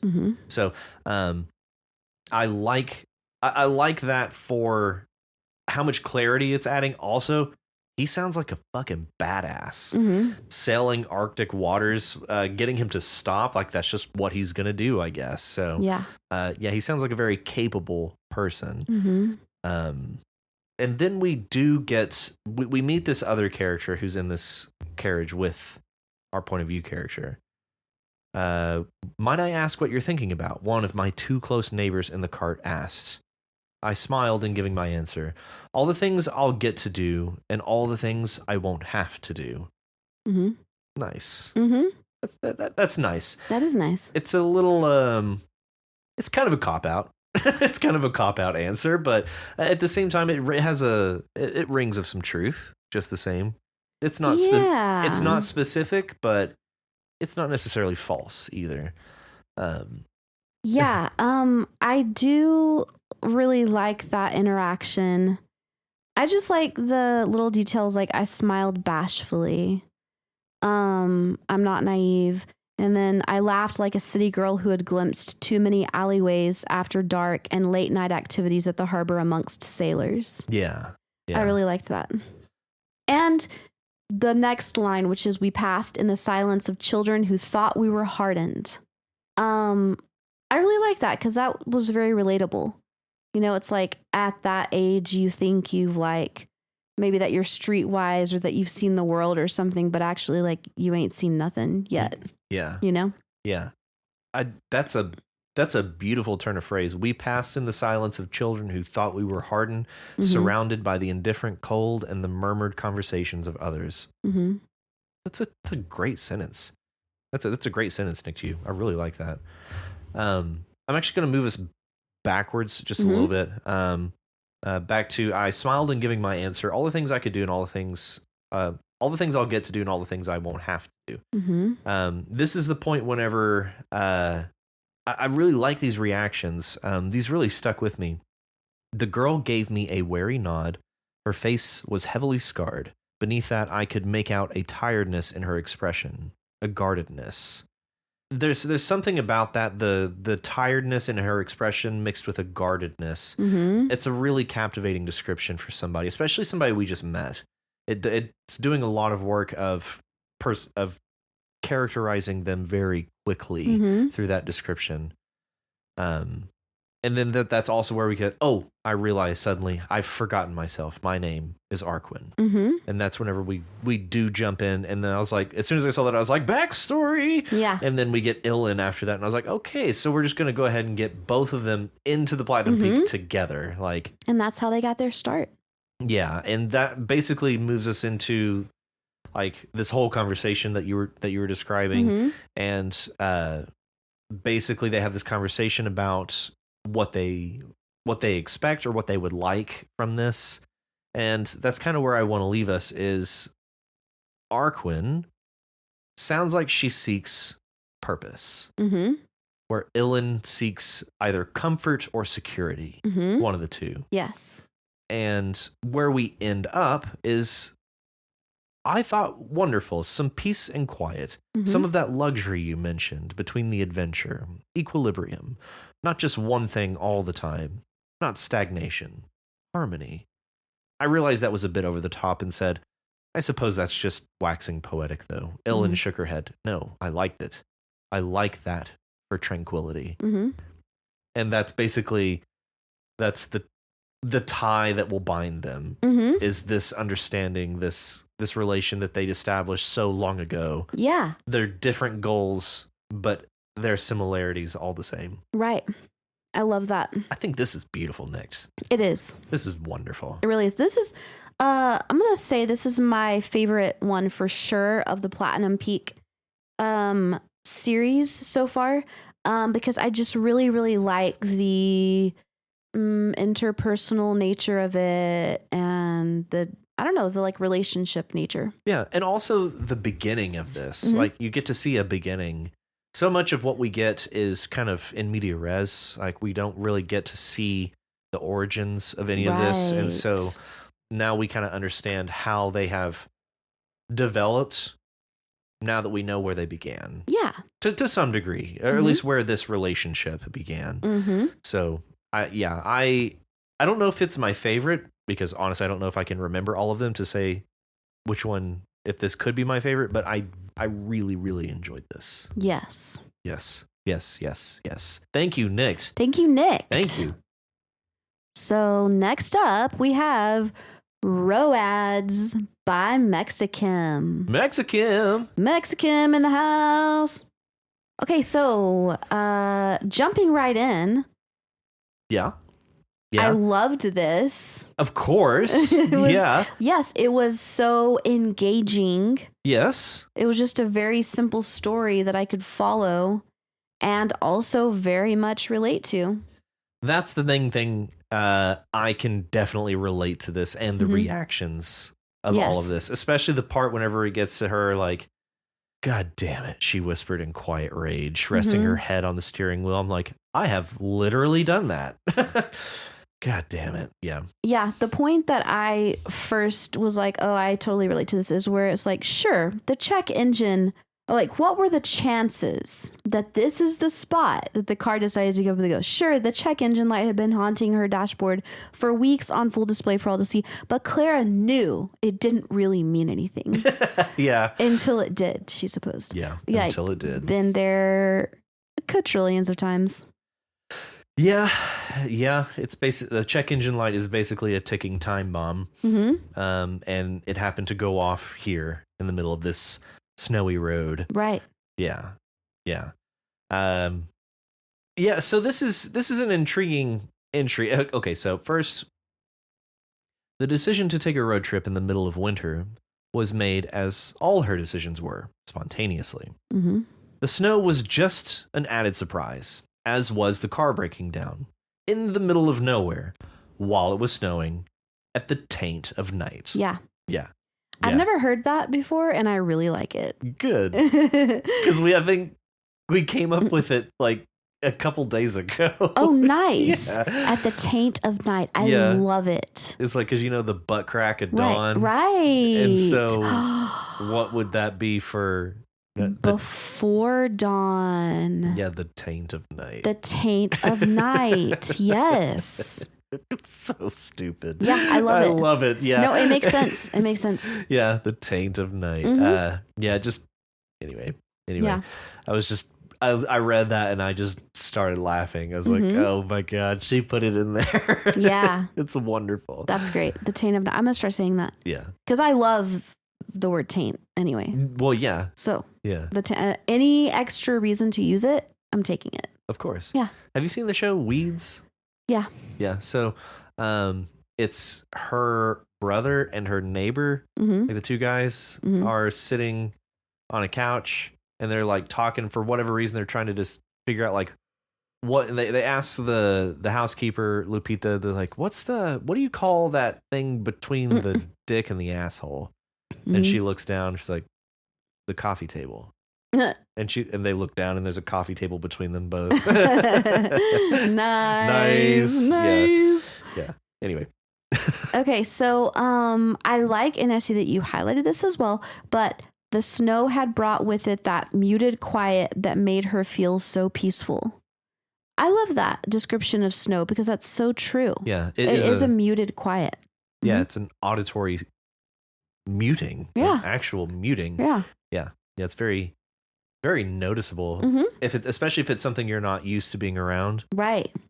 It's very stark. Yeah. Yeah. I love that description. Yeah. So true. And in that same paragraph, actually at the end of that same paragraph, Clara was very familiar with this situation. Ignore the issues, hope for the best, then suffer the consequences when they didn't happen. Oh well, she thought. It's only led me to adventures. It's a beautiful outlook. Yeah. Like such a wonderful kind of just roll with the punches. And you'll have some excellent stories to tell and some lovely scars to show for it. Exactly. Yeah. It reminds me of a thing that I have in my house that says, bad choices make great stories. Yeah. Yeah. So true. Yeah. Very true. So true. Yeah. And then we move into more of the story here. She had sudden deja vu, which kind of perked me up. I was like, okay. Okay. She knew she had been down this road before. And then out loud says, I've been stranded on the side of the road here before. Laughing a little because she'd been stranded so many times. Right. It's like, oh, it's just another road. Of course I've been stranded here before. Yeah. And then we kind of get this hazy memory. And eventually we get, yeah, I know that house, she said as she approached what she thought was just a shop building or something before. The sight of the metal owl sculpture hit her like a bolt of lightning. Holy shit. She ran to the door, knowing who would answer before she knocked. The door opened. There stood the oldest lady Clara had ever seen, a lady who had been ancient the first time she darkened this doorway. The snow-haired woman graced her with a soft smile. It took you a lot longer to get here than I had planned. Wow. I love that. I do too, yeah. This kind of just sudden epiphany, this eureka moment. No, the whole time I was just like, oh my God, oh my God, oh my God. Starting with the metal owl sculpture. I was like, okay, cool, mental picture. Yeah. And then knowing who would answer the door before she knocked. Yeah. You know?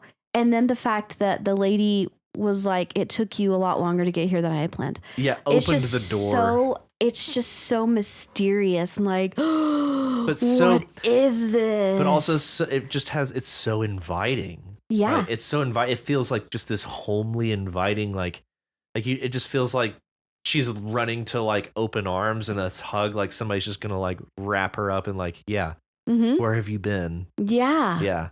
That's awesome. Yeah. And it brings me back to that line of the lovely outlook. It only leads to adventures. Yeah. Like this mentality, this spontaneity, and just roll with the consequences. But I love that feeling that I get at the ending because it feels like this whole time, even though you didn't know it, you had a purpose. There was somebody that had planned for you to get to that point. Yeah. This whole time. Yeah. It just suddenly gives like meaning to your life, you know? Yeah. That's kind of how it feels to me. Yeah. Meaning or like a shape to like, yeah, I don't know. I completely agree. And I love the way that this ends. And yeah, it's very mysterious, but in the most like comforting way. Yeah. A very comforting mystery. Yeah. Which is unusual. Because it feels like it's almost like she's coming home or she's somehow going back to where she belongs. Yeah. Wherever that is. Yeah. You know? Yeah. Super intriguing. Yeah. Yeah. I mean, I don't know if there's going to be more because I feel like I remember Kim saying that she didn't even know where it was going to go after this or something. Didn't she say that?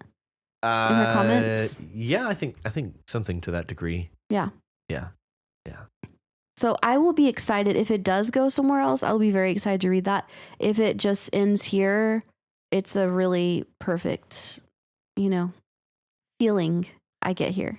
Yeah, and actually, considering All Fair Chatwin's story and how long it was, and kind of the emotions that we were dealing with there, and it's more about driving a plot to some degree. To some degree, it's whereas Mexicam's story here, I feel like the point is the emotions that it's evoking, and so that, like, a short story can do a lot of things. It can just focus on doing. It's trying to evoke this emotion in the reader, or it's trying to get this point across. Like, a short story, I feel like, is capable of being one of the most creative expressions of writing. And also, it has the benefit of being very accessible because it takes so little commitment from your reader to take in what it is that you're trying to say.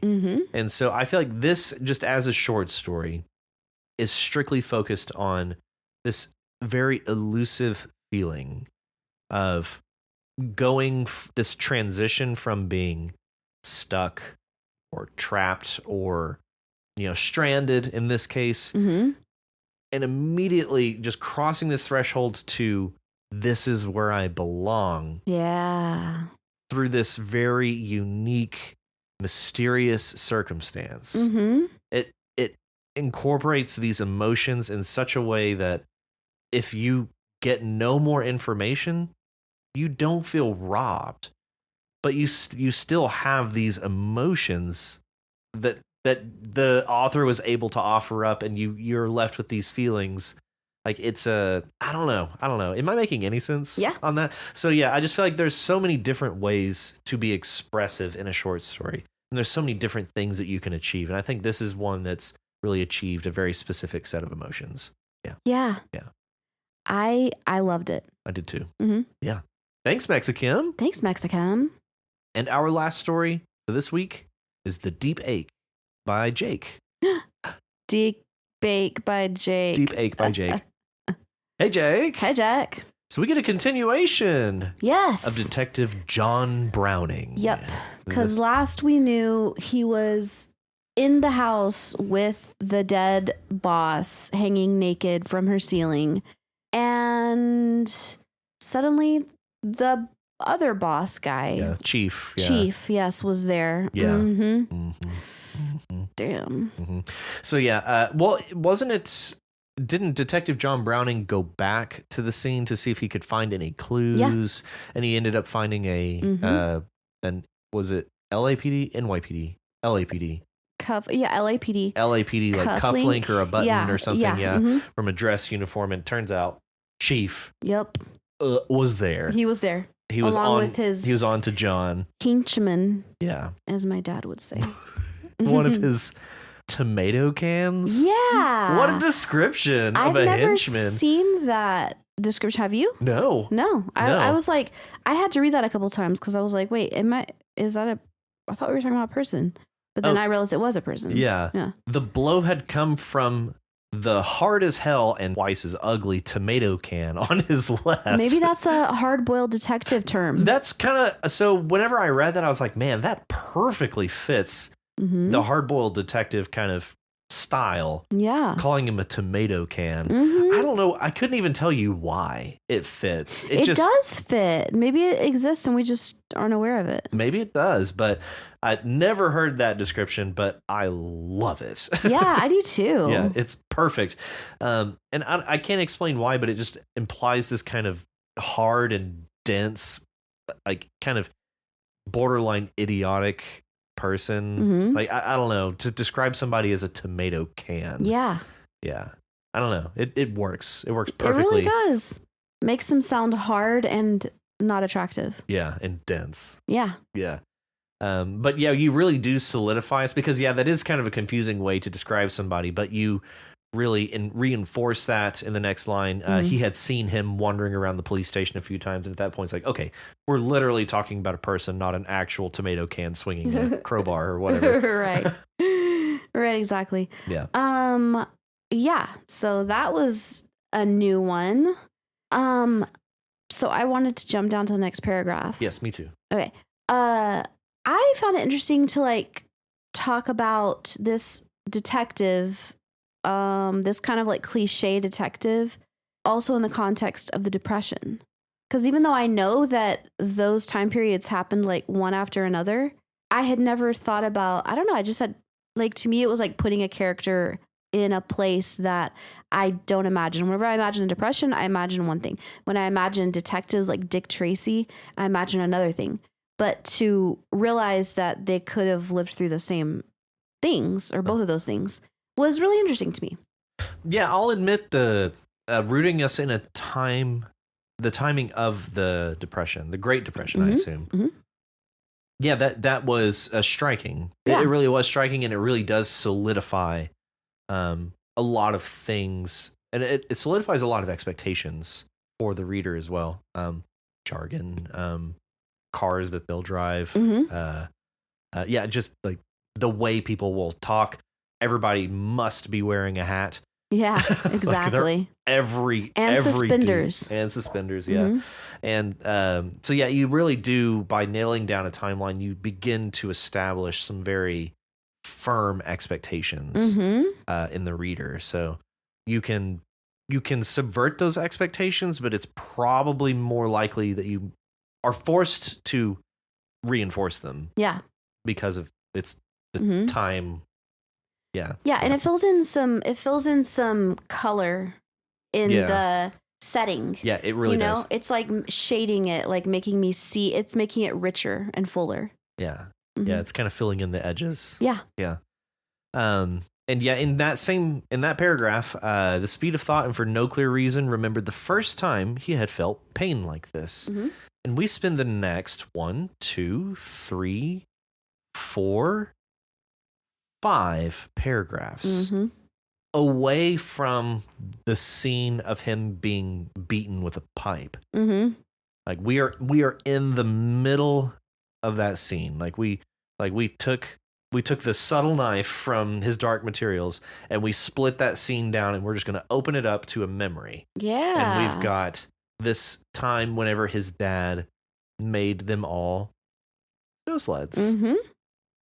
And he decided, despite all warnings and indications like, you don't do this, took it out on the road.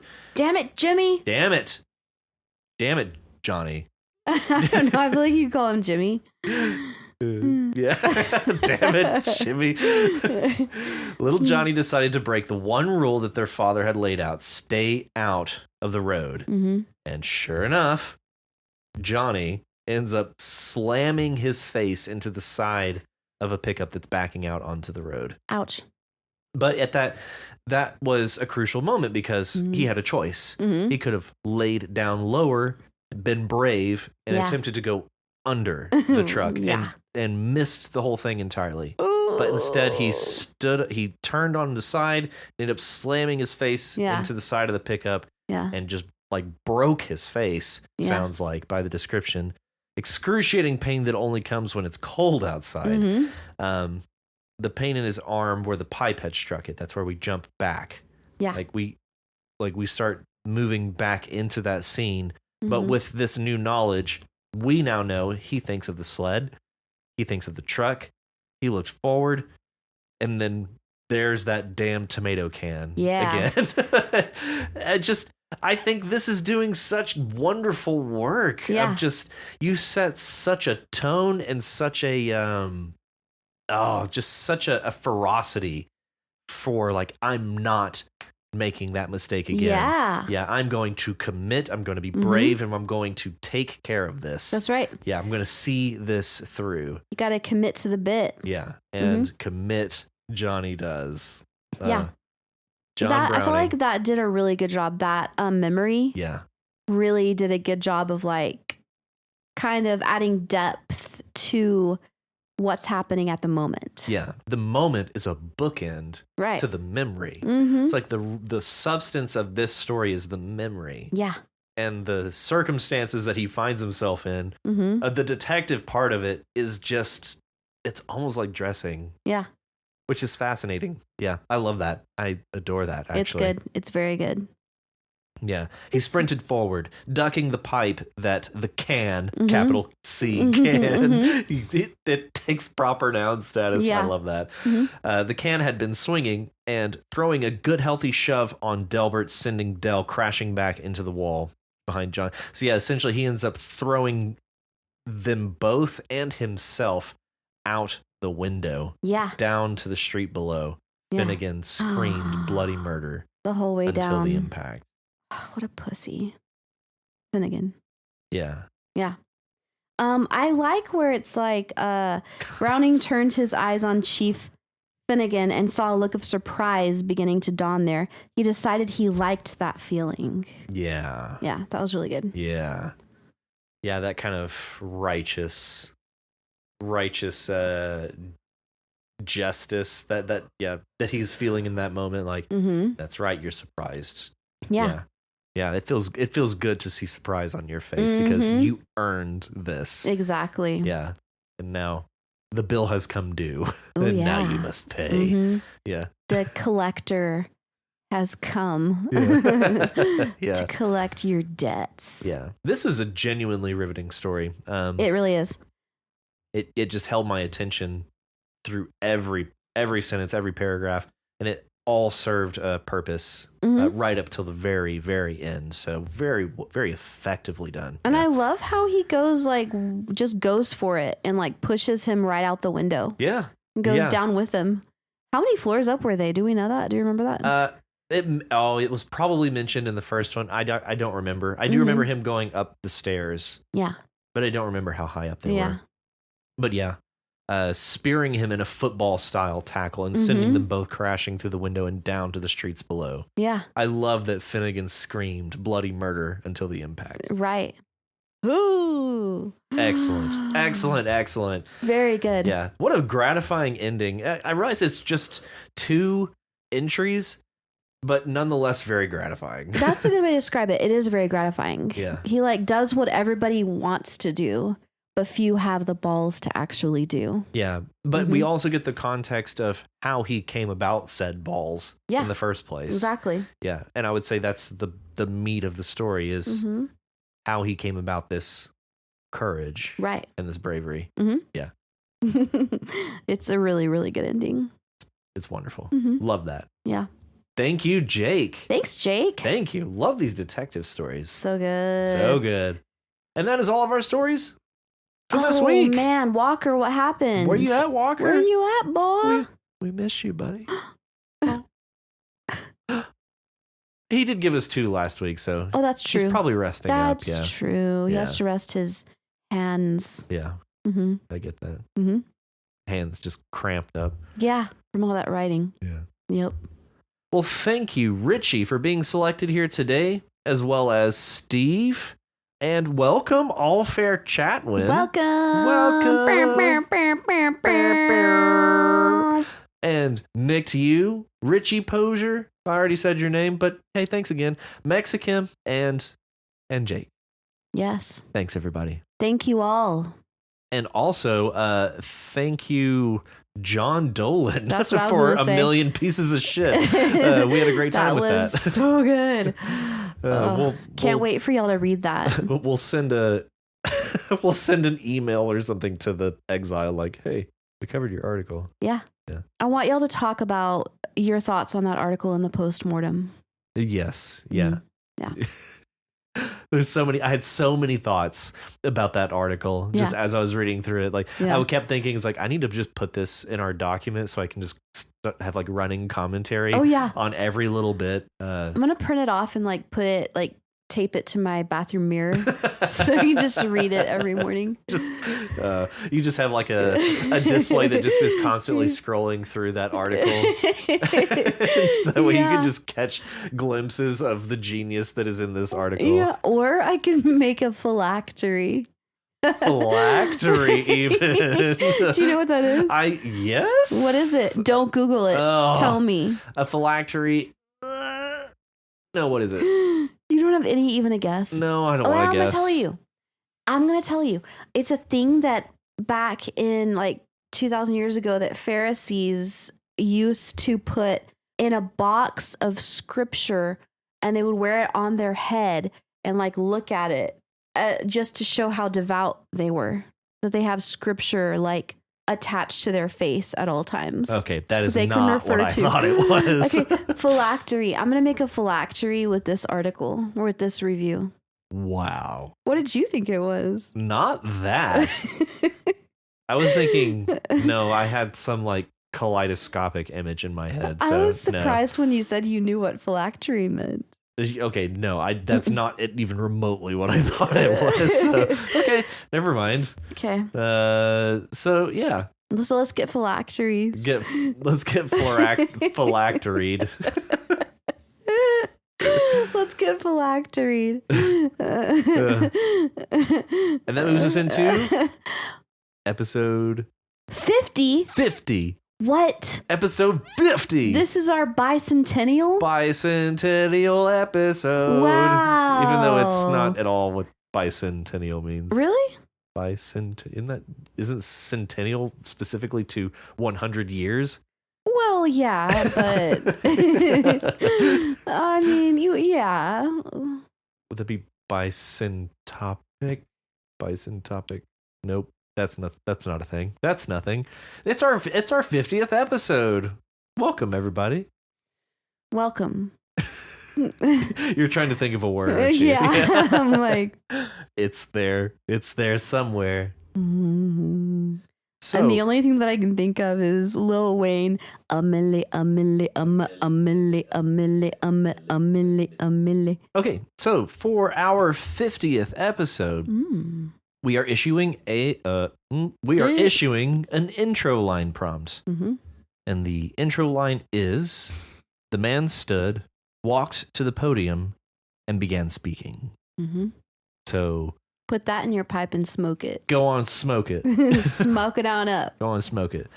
And the words to accompany this intro line are study, onion, loot, addition, and testify. Perfect. Wow, testify. Wow. It's right there. Mm-hmm. So study. Study can definitely be a noun, a verb, or an adjectival noun. Of course. Study station. Yeah. We've all spent time in the study station. Many a time. Yes. Yeah. So many times. Yeah. A study can be like a library. The word study as a noun always reminds me of H.G. Wells' Time Machine. Okay. Mm-hmm. Interesting.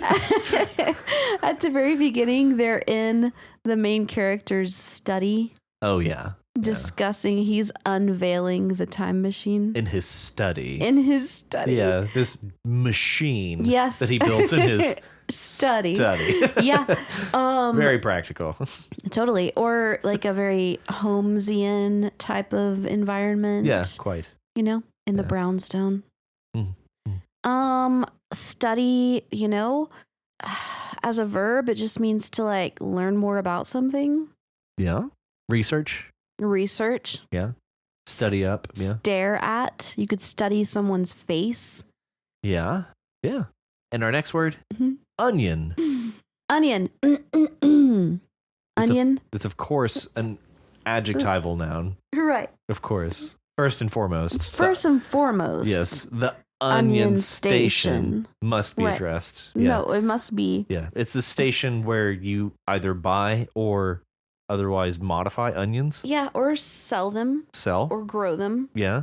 Or even carve things out of them. Or that's just where they are stationed. Right. Yeah, you just station the onions. Or it could be a station made out of onion. Oh my. Like, you know how they have like those like ice hotels in like Greenland? Yeah, hotel. Onion, a huge one. It's a train station made out of onions. All the benches are made out of onions. Nobody would go there. It would. Okay, hot take. I like the smell of onions. Yeah, no, I do too. I just don't want to delicious. smell like onions. Yeah, okay. Yeah. I agree. The smell of onions is great. Amazing. It's so it's so, especially when they're frying. Yeah. And like, wonderful. No, it is great. I just don't want to smell like onions. Oh. I know. I want to smell onions. I don't want to smell like onions. Hmm. Okay, but here's a question. Can onion be a verb? Can you go onioning? Here we go, onioning. Ding-a-ding-a-ding. It's where it's like trick-or-treating. You go around begging for onions. I feel like it probably could be a verb. Could you spare an onion, sir? I'm out onioning. Could you spare an onion? Yeah. I feel like it's I bet if an onion farmer goes out onioning. Yeah, probably. Picking onions. Yeah, that's true. Let's go onioning. Let's go onioning. Onioning. That's a fun one. That's a fun one. Oh, that's a fun one. That's a fun one. I like that one. That one's fine. Okay, so also onions are like, as far as I know, the cheapest thing you can buy. Potatoes might be cheaper. I want to Google that right now. Okay. I don't know. Like, but okay. Item for item, maybe. I bet pound for pound, rice might be cheaper. Are potatoes or onions cheaper? It's like, oh, well, I'm ashamed. I am ashamed. You're right. You're right. You know what? That's a damn shame because potatoes are so hard to grow. Oh yeah, especially we've been trying to grow potatoes. Like we grow okra, Mm-hmm. we got tomatoes, we got cucumbers, we got watermelon. We got 6 varieties of peppers. Mm-hmm. We tried to grow potatoes, not one potato has come out. What the fuck? Can you imagine slaving away over potato field and then having to sell them for like a penny a bushel? Yeah. Well, to our credit as gardeners, Yeah. we were growing potatoes in these bags. Like you put soil in them, and like you put the potato in there, and it's supposed to come up. We kept watering them, kept checking in on them. One sprouted, and we're like, all right, we got potatoes. Yeah, awesome. And like we've had potatoes like start to grow potatoes in the pantry because like you just leave a potato, it starts growing a new potato just there. Yeah. Yeah, they just sprout. They potato. Yeah. And so it was like, oh, this isn't going to be that bad. No, even the one that sprouted died. Damn. Turns out our dog was burying his bones in those bags because he's a doggy dog and he actually buries bones. And so he was going out there and he was burying his bones in the bags of soil where the potatoes were. So that was poisoning the potatoes or what? He was just like digging them up and like he's just messing with it. So. Oh, okay. So that's why our potatoes didn't grow. That's why. But okay. That's at least that's the reason that we're gonna claim. Mm-hmm. Yeah, no, I buy it. Yeah. One time I was potato farming in Mongolia. There it is. I got sent out to the potato patch and it sucked ass. And I remember them pulling out like 5 of those huge, those huge, what do they call those sacks? Potato sacks. 5 big. What do you call those sacks of potatoes? Oh yeah, potato sacks. Big, so there's this burlap, like I think. 5, let's say 5 to 7 big potato sacks, and they're like. And I asked my friend, I was like, how many of these do we have to plant? And he was like, all of those in the bag. I was like, okay, that's not so bad. Because there were like, I don't know, 7 of us maybe. I was like, that's not so bad. But then they open them and each potato is like the size of a pebble. Mm-hmm. And I was like, shit. I was imagining so like you can go to hell. Like, you can go straight to hell. You can go to hell and you die. You can die. I was imagining Long Island potatoes. Yeah. I was imagining like the potatoes at like potato factory. Yeah. Yes, but no. No. It was tiny potatoes. And I was like, we are so fucked right now. And we were. We're going to die, aren't we? This is how I'm going to die. It's like you plant 3 of them. I'm tired, Grandpa. Yeah. Well, that's too damn bad. Yeah.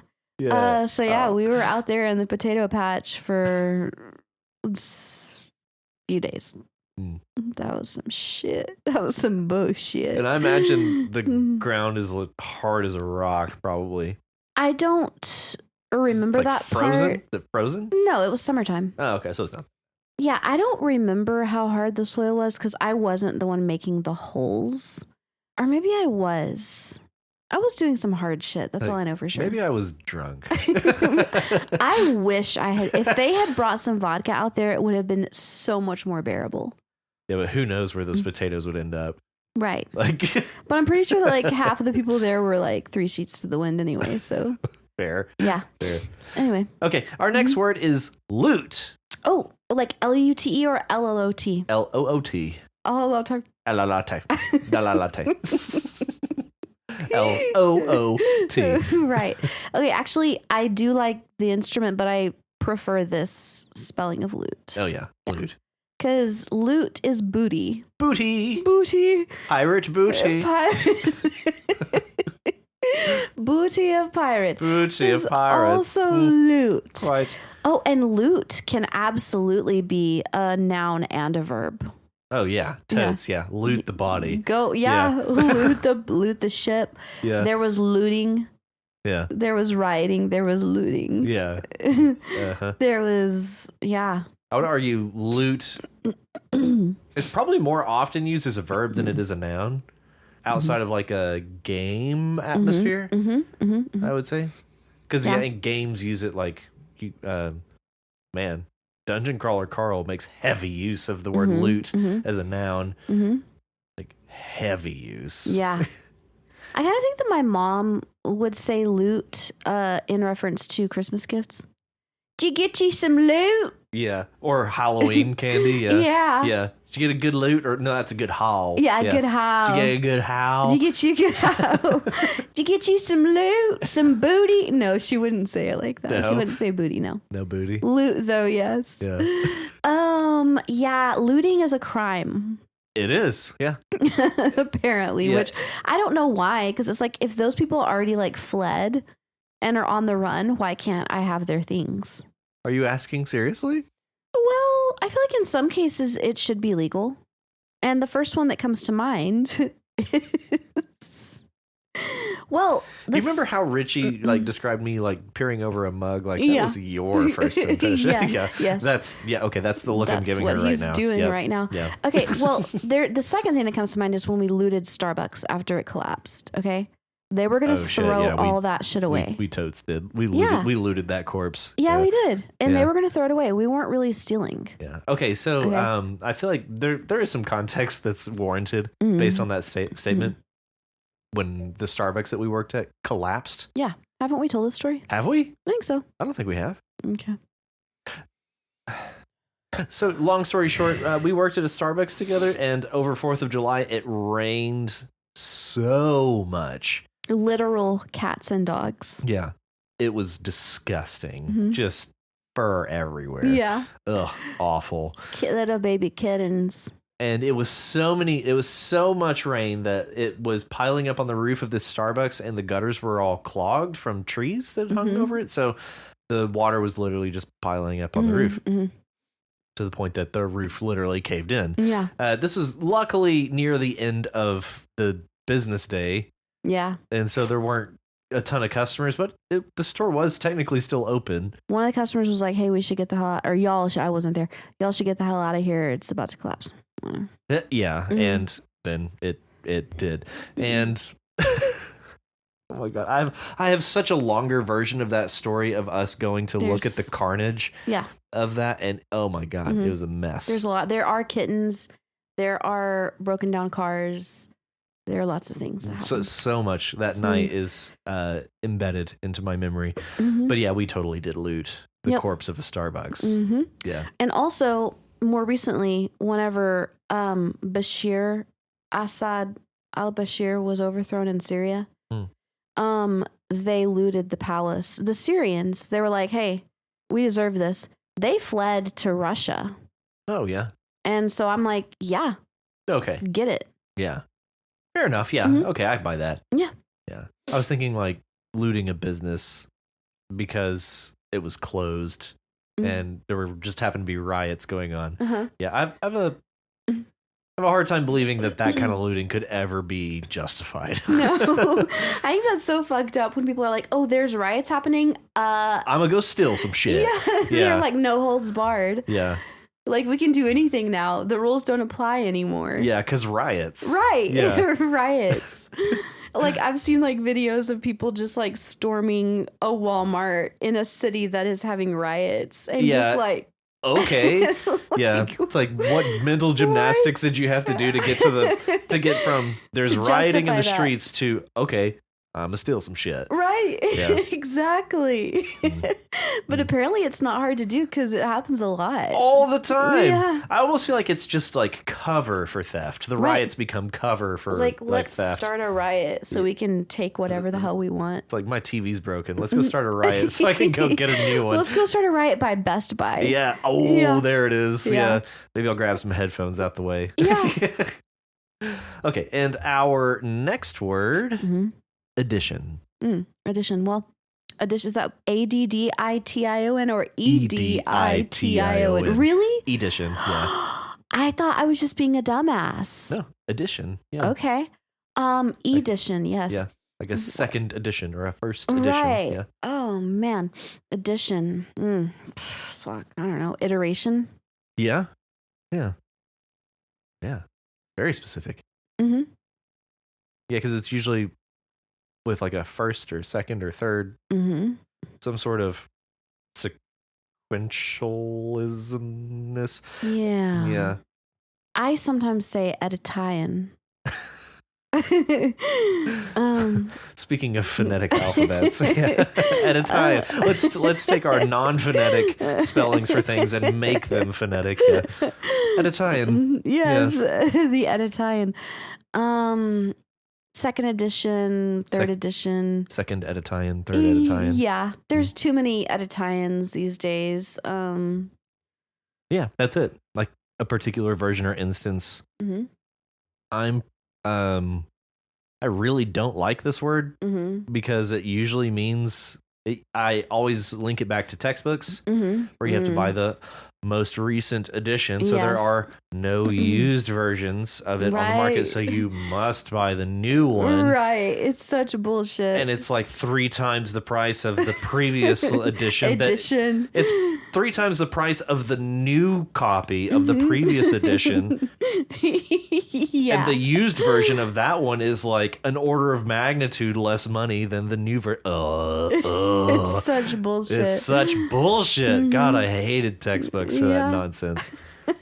So yeah, fuck edition. Is what I say. Oh man. Oh. If possible, if at all possible, I teach without textbooks. Hell yeah. Hell yeah.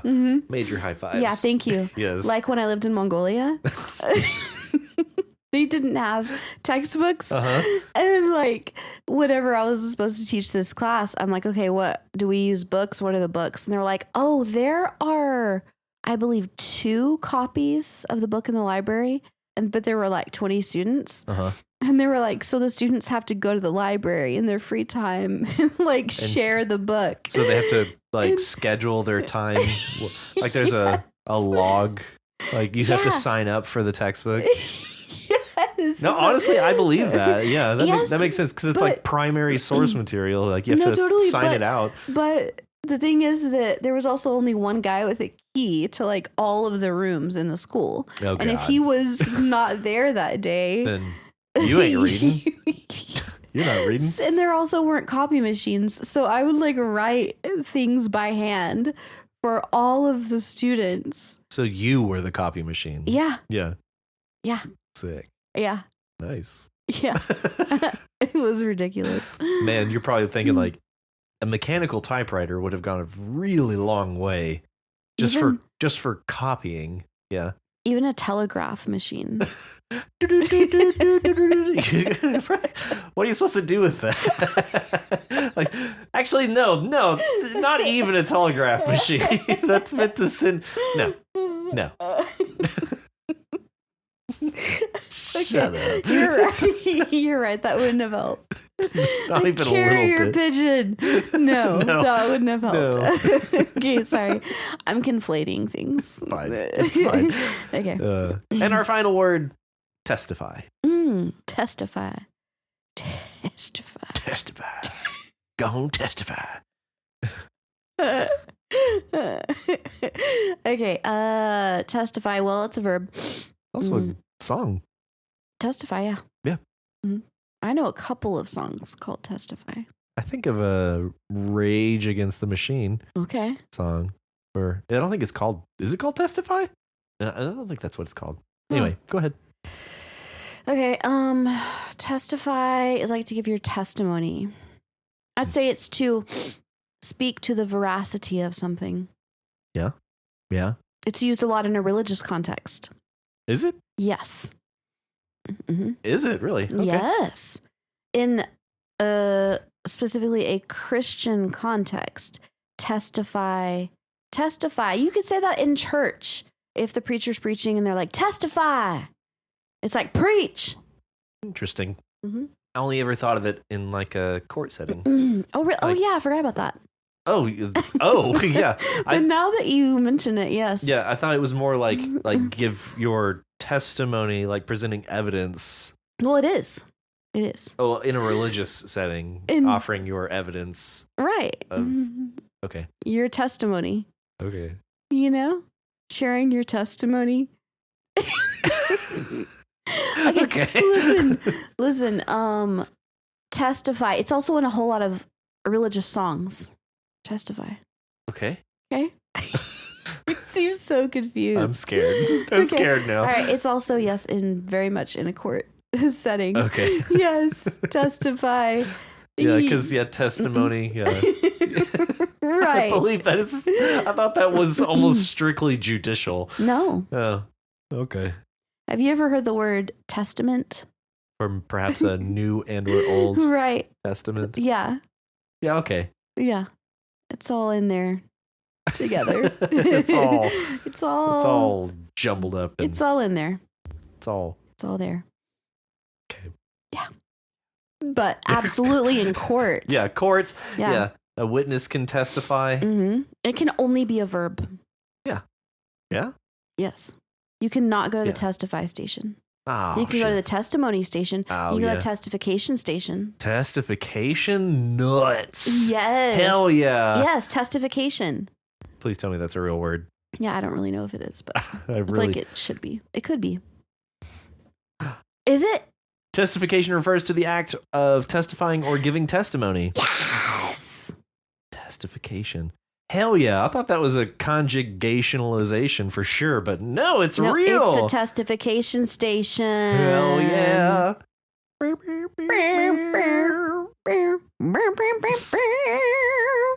Okay, and those words again are study, onion, loot, addition, and testify. Testify. If you want to be like these wonderful writers and submit your story to You Write, your testimony, your testification to You Write, go on to our subreddit at reddit.com/r/YouWritePod. If you're unable to submit a story this week, that is fine. You can help out by reading and commenting on other people's stories. Each time you post a story or leave a comment on someone else's submission, you increase your chances of having your testification read on our podcast. You can also reach us at yourightpod@gmail.com. If you like our show and want to help support us, consider donating to our Patreon at patreon.com/YouWrite. If you are unable to donate, that is just fine. You can help us by testifying about the podcast with other writers, to other writers and non-writers alike. Preach. Yes. Testify. If you haven't already, testify. Be sure to subscribe to the podcast so you know as soon as new testimonies are available. Also, be sure to leave us a rating and review in your podcatcher of choice. And remember, join us next week on You Testify, a podcast where you testify.